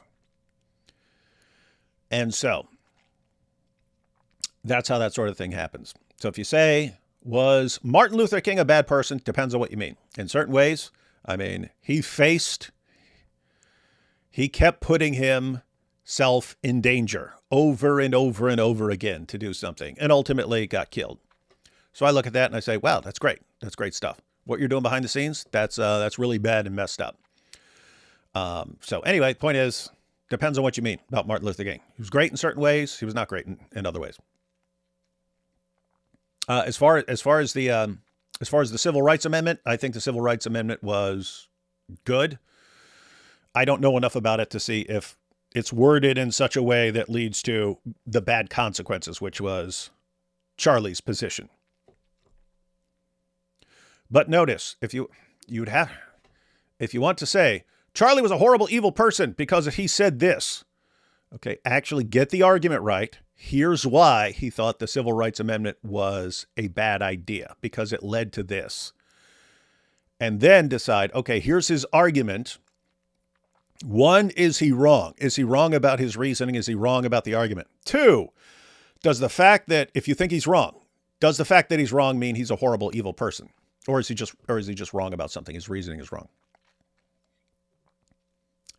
If the UK recognizes a Palestinian state, can I, as an Israeli, recognize London as the capital of Ireland? Of course you can. It is pretty messed up. You got Hamas, and Hamas says, you know what? If we just go and kill a bunch of people, take a bunch of hostages, Israel's going to come for their hostages, and they're going to come to find the people who killed all these people. But we spent years building all these tunnels. We're just going to go hide. And Israel's going to keep coming until because we've still got their hostages, and we're all the terrorists are still hiding. Israel's just going to keep coming at us. And people around the world on college campuses and so on are going to weaponize all that and say, you see, Israel's the bad guys. Israel's the bad guys. Israel's the bad guys. Look at them. Look at what they're doing. And ultimately, what do you get? You got entire nations saying, you know what? We're going to reward these Hamas guys. These Hamas guys did a great thing. And now we're going to recognize a Palestinian state. Going to recognize that. With that said, fortunately, these countries don't actually have power to do any of this stuff. I suspect, but don't know, that Trump went last because they needed to only have one significant government person in the stadium at a time. They needed to only have one significant government person in the stadium at a time. I don't know what you mean here. Because they definitely had multiple important people there. I don't know what you're saying. Are you saying that, like, when Trump was in there, like, so they had Vance speak. Are you saying that when they had Vance speak, Trump's away somewhere else, and that therefore they needed someone else between Trump and Vance? I don't know what you're saying, but I don't know if there's a rule like that. But I mean, I would assume they're all there. And it's a pattern of Christians to forgive because Christ is the role model, e.g., widow of Graham Staines, who was burned alive with his 2 children, forgave. Yeah, you have lots of things like that. And they had to make the distance between them for security and safety, suspect, but don't know that Trump went last because they needed to only have one significant government person in the stadium at a time. So maybe you're saying that they needed some distance between them just in case there was some attack or something like that. I don't know if that's the case. I'm confused about this whole Charlie Kirk is anti-Israel. Charlie Kirk was not anti-Israel. The only thing I've seen in videos is that he didn't seem to like Netanyahu too much. There was a clip on the PBD podcast where Charlie spoke dislike against the war. Yeah, Charlie was a tremendous defender of Israel. Does not mean that Israel is beyond criticism or that Netanyahu is against criticism. Guys, you don't have blind loyalty to any nation or any government. Why? Nations and governments are made up of human beings, and human beings can do great things and human beings can do bad things and so on. So you don't just have blind loyalty to people and so on. But yeah, the idea, oh, he said this negative thing about this, therefore they wanted to kill him. That's just some insane, deranged nonsense. And that's what, I mean, again, even Dave Smith and Nick Fuentes were like, seriously, this guy was like one of the biggest defenders. And he's the only one who was popular among young people. He's the only defender of Israel who's really popular with young people. And so the idea that Netanyahu's like, oh, he said this on the PBD podcast, I have to kill him. Come on. I mean, again, even Nick Fuentes and Dave Smith are calling that idiotic, and Candace's fans are just obsessed with it. Forgiveness doesn't approve, excuse, or dismiss wrongdoing. It frees the victim and puts the case between the perp and God. Yep, that's a good summary. Jack Ray said, one of the people who did a school shooting survived and is spending life in prison. He came to Christ and teaches other prisoners now. Oh, you've had lots of people who've done horrible stuff, repent and then do good stuff while they're in prison. Forgiveness means not wanting the wrath of God on that person if they truly repent and believe in Christ, knowing that we all deserve it. We pray for them, but we don't allow them to kill us. Yeah, that's true.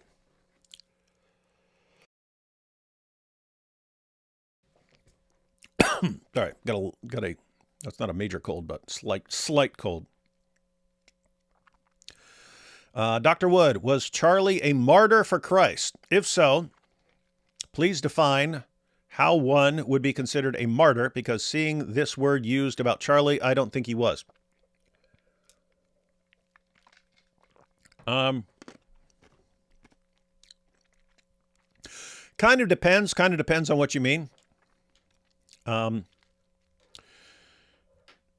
Normally it's like if you're preaching the gospel and someone kills you for preaching the gospel because you're a Christian and they're trying to stop the gospel, that's what you'd normally think of if you were saying a martyr for Christ. Keep in mind, you can be a martyr for anything. You can be a martyr for anything. If you die for some cause or something like that, you could say someone is a martyr for that cause. So with Charlie, doesn't look like Tyler Robinson killed him just for preaching Christianity or something like that. But I think you can say that Christianity was absolutely the foundation for what Charlie was doing, and that everything else is sort of an outgrowth of that, right? Like it's all connected. It's not, oh, here are the things he's trying to do, and oh, also he's a Christian. They're all connected. So the things Charlie's saying and he's trying to do in the world in various ways, it's all connected to him being a Christian. So here it would depend on it. It would just depend on what you mean.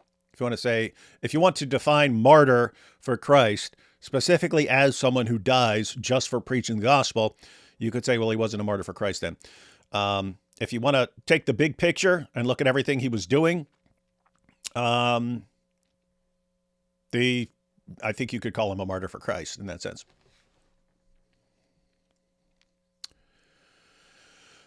Laura Loomer fought on X with person from the American intelligence. They refused to classify Islamic terror. Maybe post some of your videos in the thread. Classify Islamic terror. I don't know what you mean.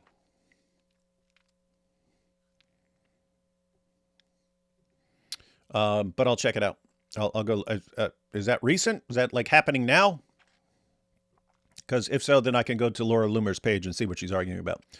They said, thank you for making him a fountain and Amalek are blood lickers. It's a weird climate out there. I'm glad we have faith in Jesus.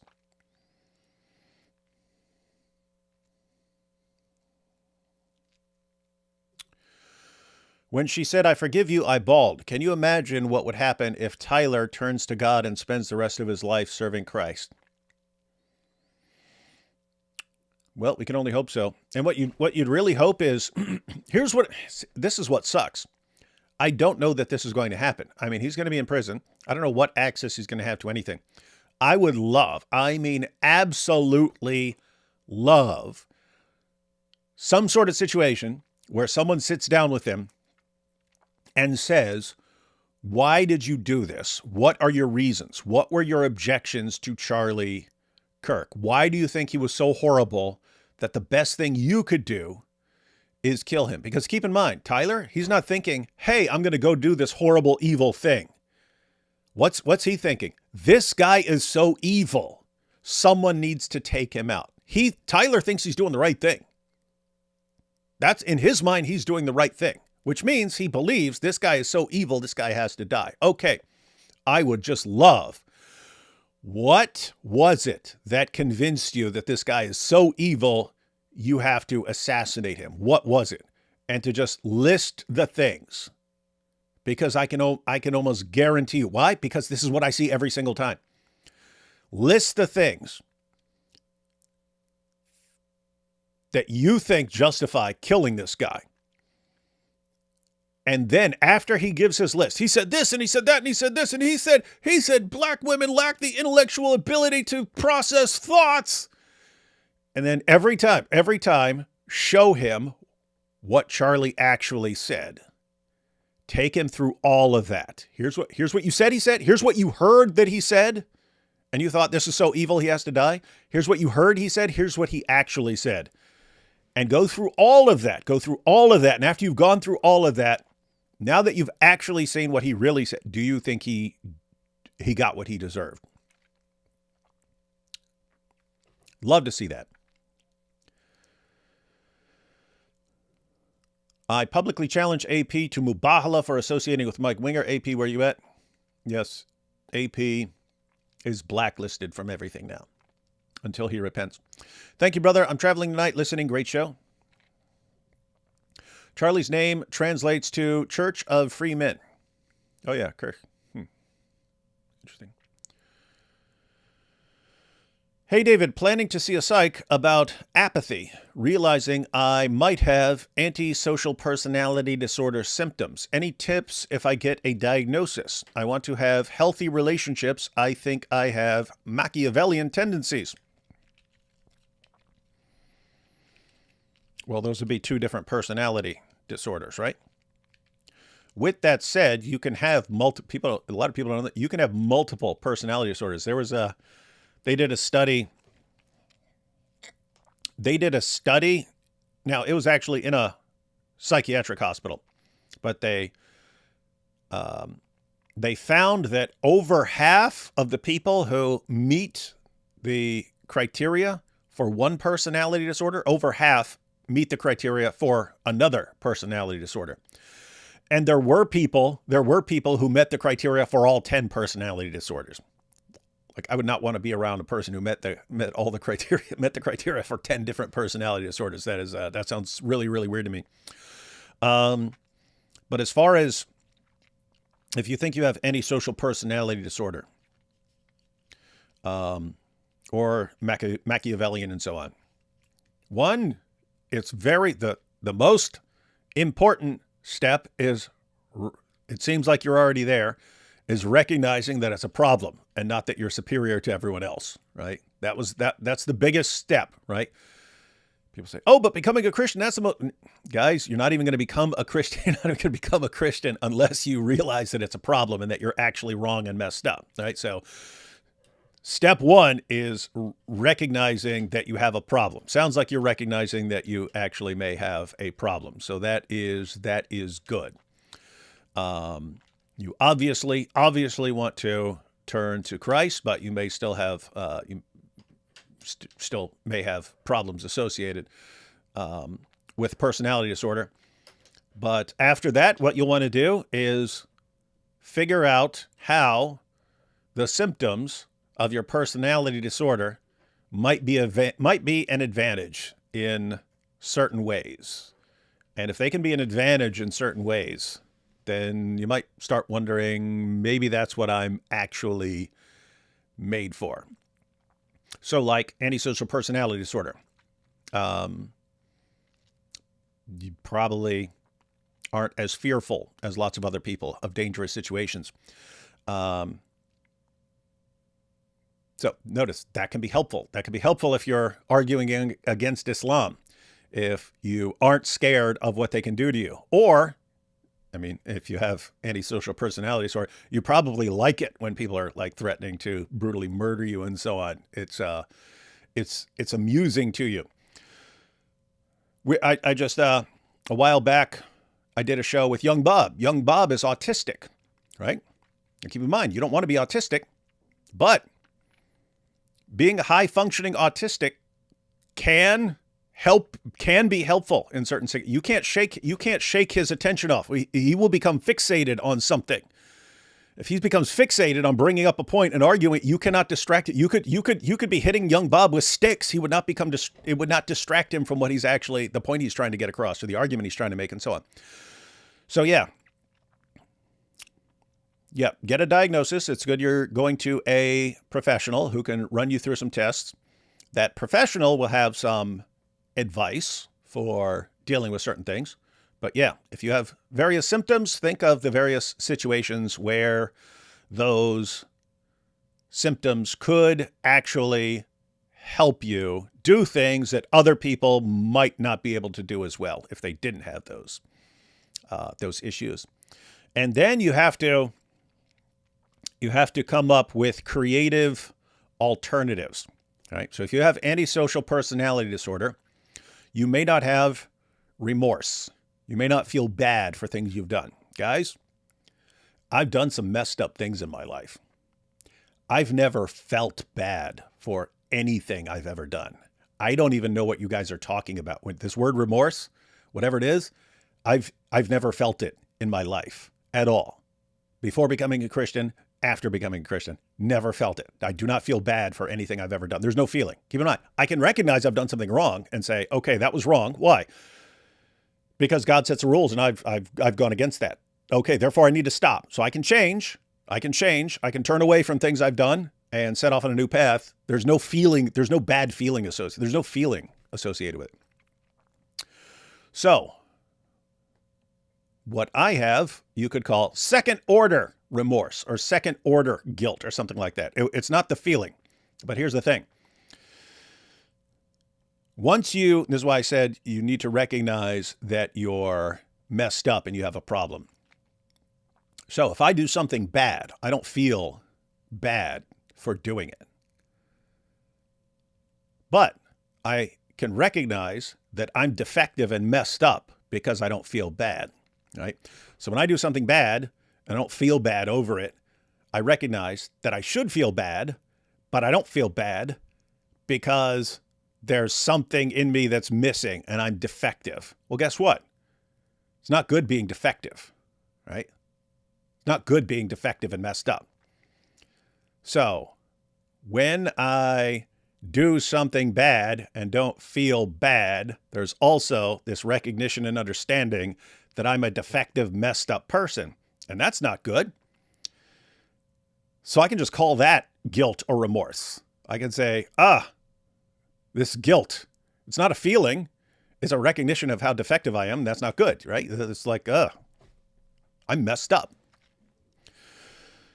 So you actually can come up with replacements that somewhat serve the same function, right? It's good if you feel bad when you do something bad. It's good if you feel remorse. It's good if you feel guilty about certain things and so on. If you lack the feeling, you come up with a replacement to serve the same function. So anyway, that would be a brief outline of my thoughts on that issue. Martin Luther King was never a Christian. Listen, read his letters. Well, I also think he changed. I've never gone through it, and I don't have enough interest in the topic to go and read his letters. Although I read his letter from Birmingham jail. That was probably the best letter I've ever read. That's one of the most epic things I've ever read in my entire life. And that's what I'm saying. This guy, he clearly nailed some things. And I'm not just talking about all the women and so on. But I've also thought that he did change throughout his life. I don't, it's not a topic I'm terribly interested in. Everyone else can figure that out, but I'm not interested in, there's no situation where I'm going to be like, I'm going to go and read Martin Luther King's letters and discover something bad, and then I'm going to start blasting. Why? Why would I want to do that? Do you see how black people could dislike Charlie and his views because of things he said? I get there's nuance, but bigots can be nuanced.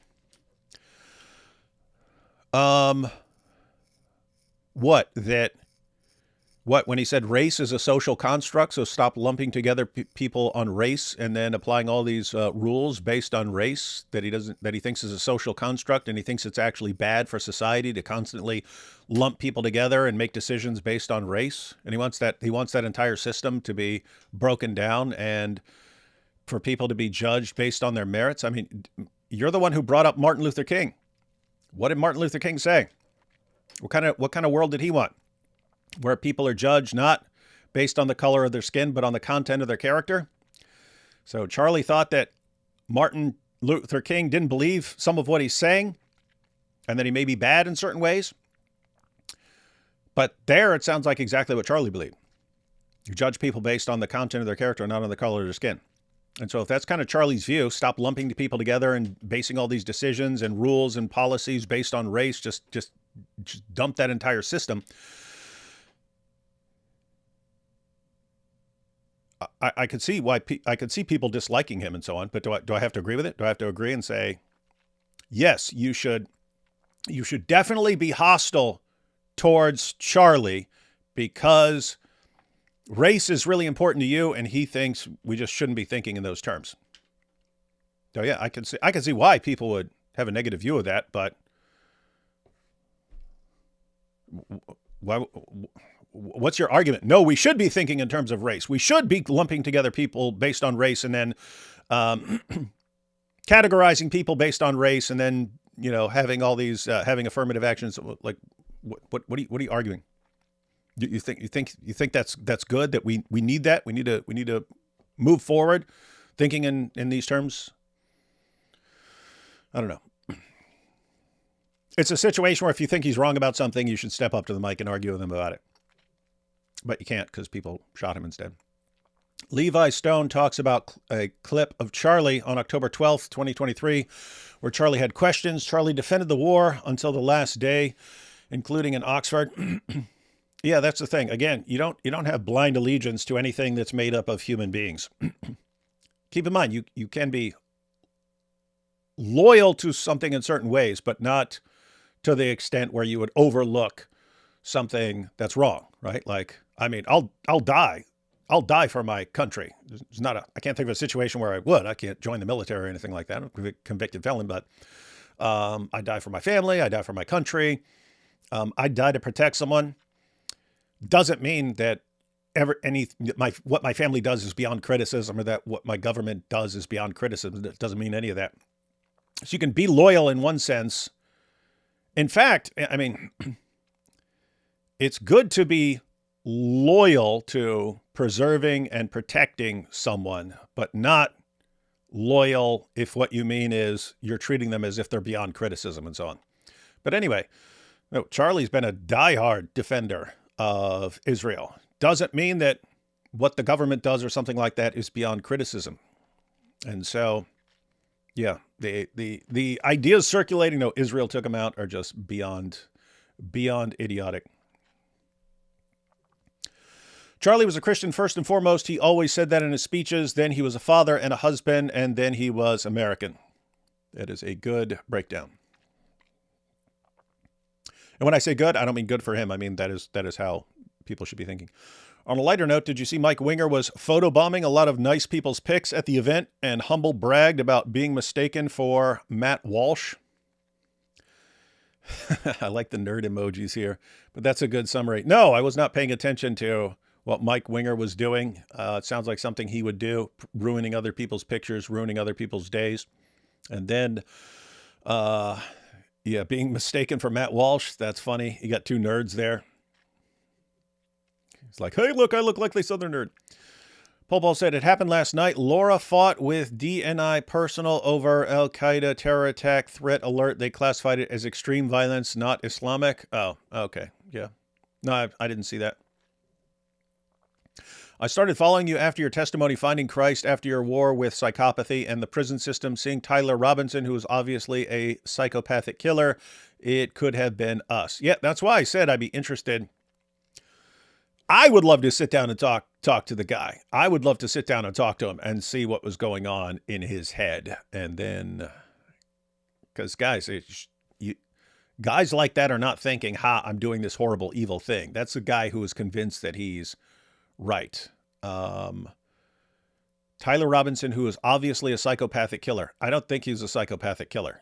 I think that's a guy who heard what other people were saying and was convinced that someone is so horrible, such an abomination that, well, I just have to do something here.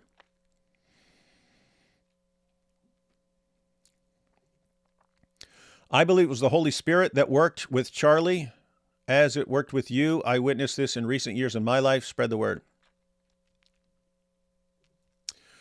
Want to say thanks for your live streams. You are also an inspiration like Charlie was. A Baptist evangelist told me that you can't lose salvation. Thus, people who were faithful but became apostates were never really Christian in the first place. Same logic as Muslims. Thoughts on this? I don't. If you say once saved, always saved, or you reject once saved, always saved, to me, it's always like, what do you mean? Like, what do you mean? Like, did you actually believe in Christianity and then you later rejected it? So you were a Christian, but not a Christian. Okay. Guess what? That happens. Look at Bart Ehrman or something like that.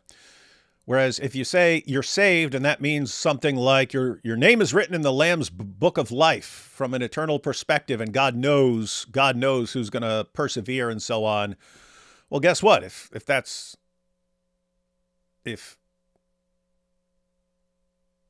you were raised as a Christian and you're living as a Christian for a long time, and if you weren't really saved, then you would say it would be weird to say your name is written in the Lamb's book of life and then it was erased. Something. So anyway, the point is, I don't know. It just depends on what you mean. It depends on what you mean. There are obviously people who believe in the gospel and then later don't believe in the gospel and so on. So you describe them as saved, then not saved. I don't know, but it's just, I don't know what the obsession is with it. And I don't really, it's over and over again. It's the same thing. Like, you're saying this and you mean this, you're saying this and you mean this. And okay, if that's what you mean, I guess. And if that's what you mean, I guess. And I don't think that I want to jump in and start arguing with you guys, because I'm thinking it depends on what you mean. So anyway, D Wood, what's your email? Need advice on a situation. I don't give the best advice on situations, but you can find my email on my YouTube page. But do you feel remorse about not feeling remorse? Again, you could call it second order remorse. So I do feel remorse, D. Wood, but I also become amused sometimes when people threaten me. Does that mean I'm in one of the wackadoodle categories? Well, you wouldn't have antisocial personality disorder, but you could have something else. And you might just have an aggressive personality. Lots of people, I said this years ago. Matter of fact, yeah, I was saying this, and I was even saying this about the Daily Wire. I said this like, what, 3 or 4 years ago or something like this. I was saying, one thing I noticed back in the day, because I've been doing this for a while, but you had like the counter jihadis, right? The people who were responding to jihad and the threat of jihad and so on. And I would see these people work together at conferences for a little while, but behind the scenes, things eventually break down and they don't end up working well together behind the scenes. I started figuring out why that is. And the reason why that is because, especially back in the day, it's different now. It's more acceptable now. It's more common now. You have way more people doing it now. If you go back, there was way fewer people responding to the threat of jihad and Islam and so on. Back then, as I pointed out, you got blasted by everyone. You got blasted with threats of violence from the keyboard jihadis. Atheists attacked you. Christians attacked you for being mean. Everyone's just attacking you for being a mean, heartless monster if you were criticizing Islam and jihad. Well, the people who tended to continue doing that anyway, in spite of being constantly attacked from all sides, the people who continued to do that, no matter how many times you call them Islamophobes, no matter how many times you call them racist, they just keep going after Islam. They tend to be pretty aggressive people who don't like taking crap from people and don't like backing down. And those are good qualities if you're dealing with jihad and Islam. It's good to have an aggressive personality, to not back down from threats or intimidation. But people who have those personality types, they usually don't work well with other people. Why? Because eventually you disagree with someone about something. You eventually disagree. And guess what? If you disagree with someone, two people who are very aggressive and who don't back down, and they disagree about something, what happens? It blows up. It blows up. They start attacking each other, right? And that's why people didn't work well together behind the scenes. And so, I noticed that over the years. And then, so I mentioned several years ago that I was surprised that the Daily Wire had lasted as long as it did, because why? Everyone there, not everyone there, well, to one extent or another, but a lot of them, very aggressive in sharing their ideas, don't back down, non-compromising attitude and so on. How are these guys even holding it together? It seems like some of these guys are going to like blow up on each other, right? And so I was remarking several years ago, like, it's impressive that they've been able to hold it together this long. Well, fast forward a couple of years later and it all breaks down. So the point is, no, it doesn't mean you have some sort of personality disorder or something like that. You could just have an aggressive personality and you don't like to take a lot of crap and you don't back down, which again is good in certain contexts. You just have to control it. You have to control it. And the example in Plato's Republic, they have this discussion.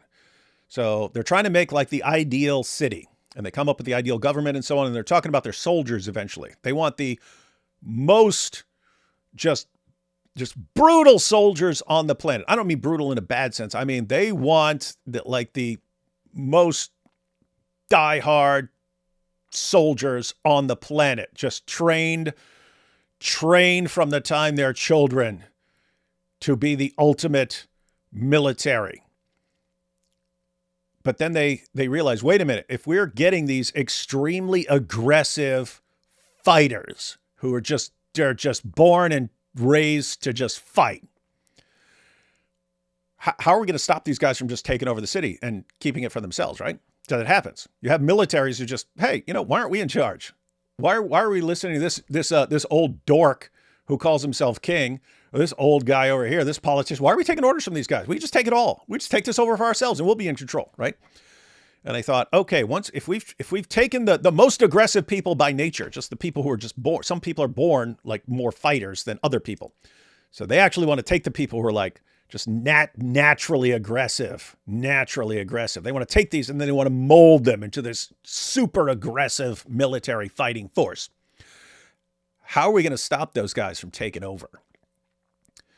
And they get puzzled over this and they start thinking, is it even possible? It's like, wait a minute, we want them to be gentle and loving towards the citizens and would never think of harming their own citizens, but extremely violent and aggressive towards opposing, towards outsiders, towards other militaries and so on. How do we get someone who's like kind and loving and gentle, simultaneously brutal, aggressive warriors? How? It seems like two opposing natures. How do we get a soldier who's simultaneously both? Is it even possible? And they start wondering, is this possible? How can this be possible? And then Socrates says, wait a minute. We know it's possible because there's an animal like that. It's called a dog. If you have a good dog, that dog is very aggressive towards outsiders. And yet you can leave that dog with your baby and would be completely gentle with your baby and would fight an outsider to the death to protect your baby. And so they conclude that you just have to raise them in a certain way to where they know how to turn it off. And this is, I'm saying this because this is a problem. There's an ongoing problem. You have the aggressive you have the aggressive people, and they're aggressive, but eventually they turn their aggression on each other and they start attacking each other. You need to train yourself to where I'm aggressive towards people that I should be aggressive towards. And I dial it way back and I'm not aggressive towards people that I shouldn't be acting like that towards. In other words, you shouldn't be acting like that towards your family, towards your friends, towards people you're working with, towards people with really bad, dangerous ideas. That's when you want to dial it up. So, yep, it's mainly if you recognize you have an aggressive personality, you need to pause and think. I need to channel and direct this for good and not let it be turn into something bad or destructive in my family or among my friends.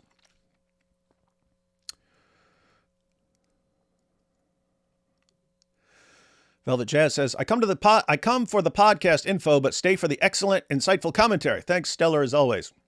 Thanks, Velvet Jazz. Thoughts on Tucker's comment on those eating hummus? I haven't seen that comment yet, but probably go through it tomorrow. As I mentioned, haven't watched these. And if the ones I decide to watch, I'll probably just watch them live. And it might just be at random time. In other words, if it's like 5 o'clock tomorrow and I'm like, hey, you know what? I might watch this Tucker talk. I might watch the Tucker speech, or most of them are shorter. Most of them were shorter talks. So those should be easy. But anyway, if I'm going to watch one of them tomorrow, I might just say, I might just set aside like half an hour and watch one of the shorter ones and then talk about it for a couple minutes and so on. The point is, if I'm going to watch it by myself, I might as well just jump on live and watch it with everyone else, especially for people who haven't seen it. But I did see in the chat and in people posting on Twitter after Tucker spoke something about eating hummus. So we'll have to see what that's about. Where is obsessive compulsive disorder on the mental illness list? I always felt like it was the opposite of psychopathy. Yeah, that's a different category. Obsessive compulsive disorder, would that be the opposite of psychopathy? As far as I guess if you get anxiety about things not being a certain way, and psychopaths don't really get anxiety. Why are you always blaming me for everything? I didn't do anything. Oh, locus of control. Nice. Nick Fuentes lies about Charlie Kirk in August 2025. Not surprising at all. But even then, I wouldn't want to say Nick. I still wouldn't want to say Nick Fuentes. I don't like calling people liars unless I've like seen the lie. And even then, I'm not terribly fond about calling people liars unless I have some indication that they knew that they were making stuff up and said it anyway. So yeah, I have to say, just I've seen plenty of things Nick Fuentes said where if he wasn't lying, he was extremely stupid, and he doesn't sound like he's stupid to me. So a sheepdog is the perfect analogy for that. Extremely aggressive and brutal towards wolves and predators, but very gentle towards the sheep. Yeah, and it is. I mean, it is interesting that you have Plato writing the Republic. So keep in mind these most massively likely were not things that Socrates said. He may have said a couple like things that inspired Plato. Well, put it this way. Socrates said all kinds of things that inspired Plato. But as far as like when Plato is writing something like the Republic, that's Plato putting his ideas. Now, how much any idea may have been connected to something that Socrates said, it's always possible that it's connected to something Socrates said, but generally the Republic, that's Plato's ideas. If Socrates said something that's connected to something in there, we just don't know anymore because we don't have stuff that like Socrates actually wrote for himself and so on. But I mean, it's interesting, like phenomenal book. One of the greatest works of philosophy ever. My favorite work of philosophy ever. But it's just interesting how it proceeds, and then it's, oh my goodness, we're trying to make the ultimate soldiers. Our entire plan is going to break down. Why? Because if we make these soldiers into these ultimate killing machines that we want them to be, who's going to protect us from these extreme killing machines? How can we do this? Hey, wait a minute. There are these things called dogs that can be like that. What's that mean? It means that the two natures can be in the same being. And we just have to raise them to where they're like that. There's just, I don't know. I think it's interesting how the discussion proceeds and the examples he uses. Brilliant stuff. Brilliant stuff. Everyone should read The Republic. There'll be tons of stuff in there that is completely silly, but it's all brilliant. It's all brilliant. And Ash says, send in a super, got compared to a dog. That's what happens here, Ash. That's what happens. That's what happens. Be a good guard dog, Ash. That's what we're here for. We're here to be good guard dogs. All right, everyone. Thanks for joining me as I watch that. Powerful stuff. And I'll probably, as far as I'll probably ask AP. So AP was there. I'll probably say, okay, what were the best and most important speeches? And I'll probably ask him about that and then decide which ones I want to watch. And then whatever ones I watch, I'll probably just jump on live like I did now, set it up a little in advance and say, okay, this time we're going to go through this. And the reason is whatever else happens, you do want Charlie's work to continue. I have no idea who's going to take his place. There are people who are great at having the like campus debates and so on, like Frank Turek was one of the speakers there. Frank's awesome at that stuff. There are other people who are awesome at that stuff. But who's actually going to take over? Don't know. But we definitely want to carry on the work and be forces for preserving, restoring, and building, and not forces of destruction. And Tertullian here says, Ali B. Stuckey's video was Martin Luther King a Christian hero? Is that a good place to start?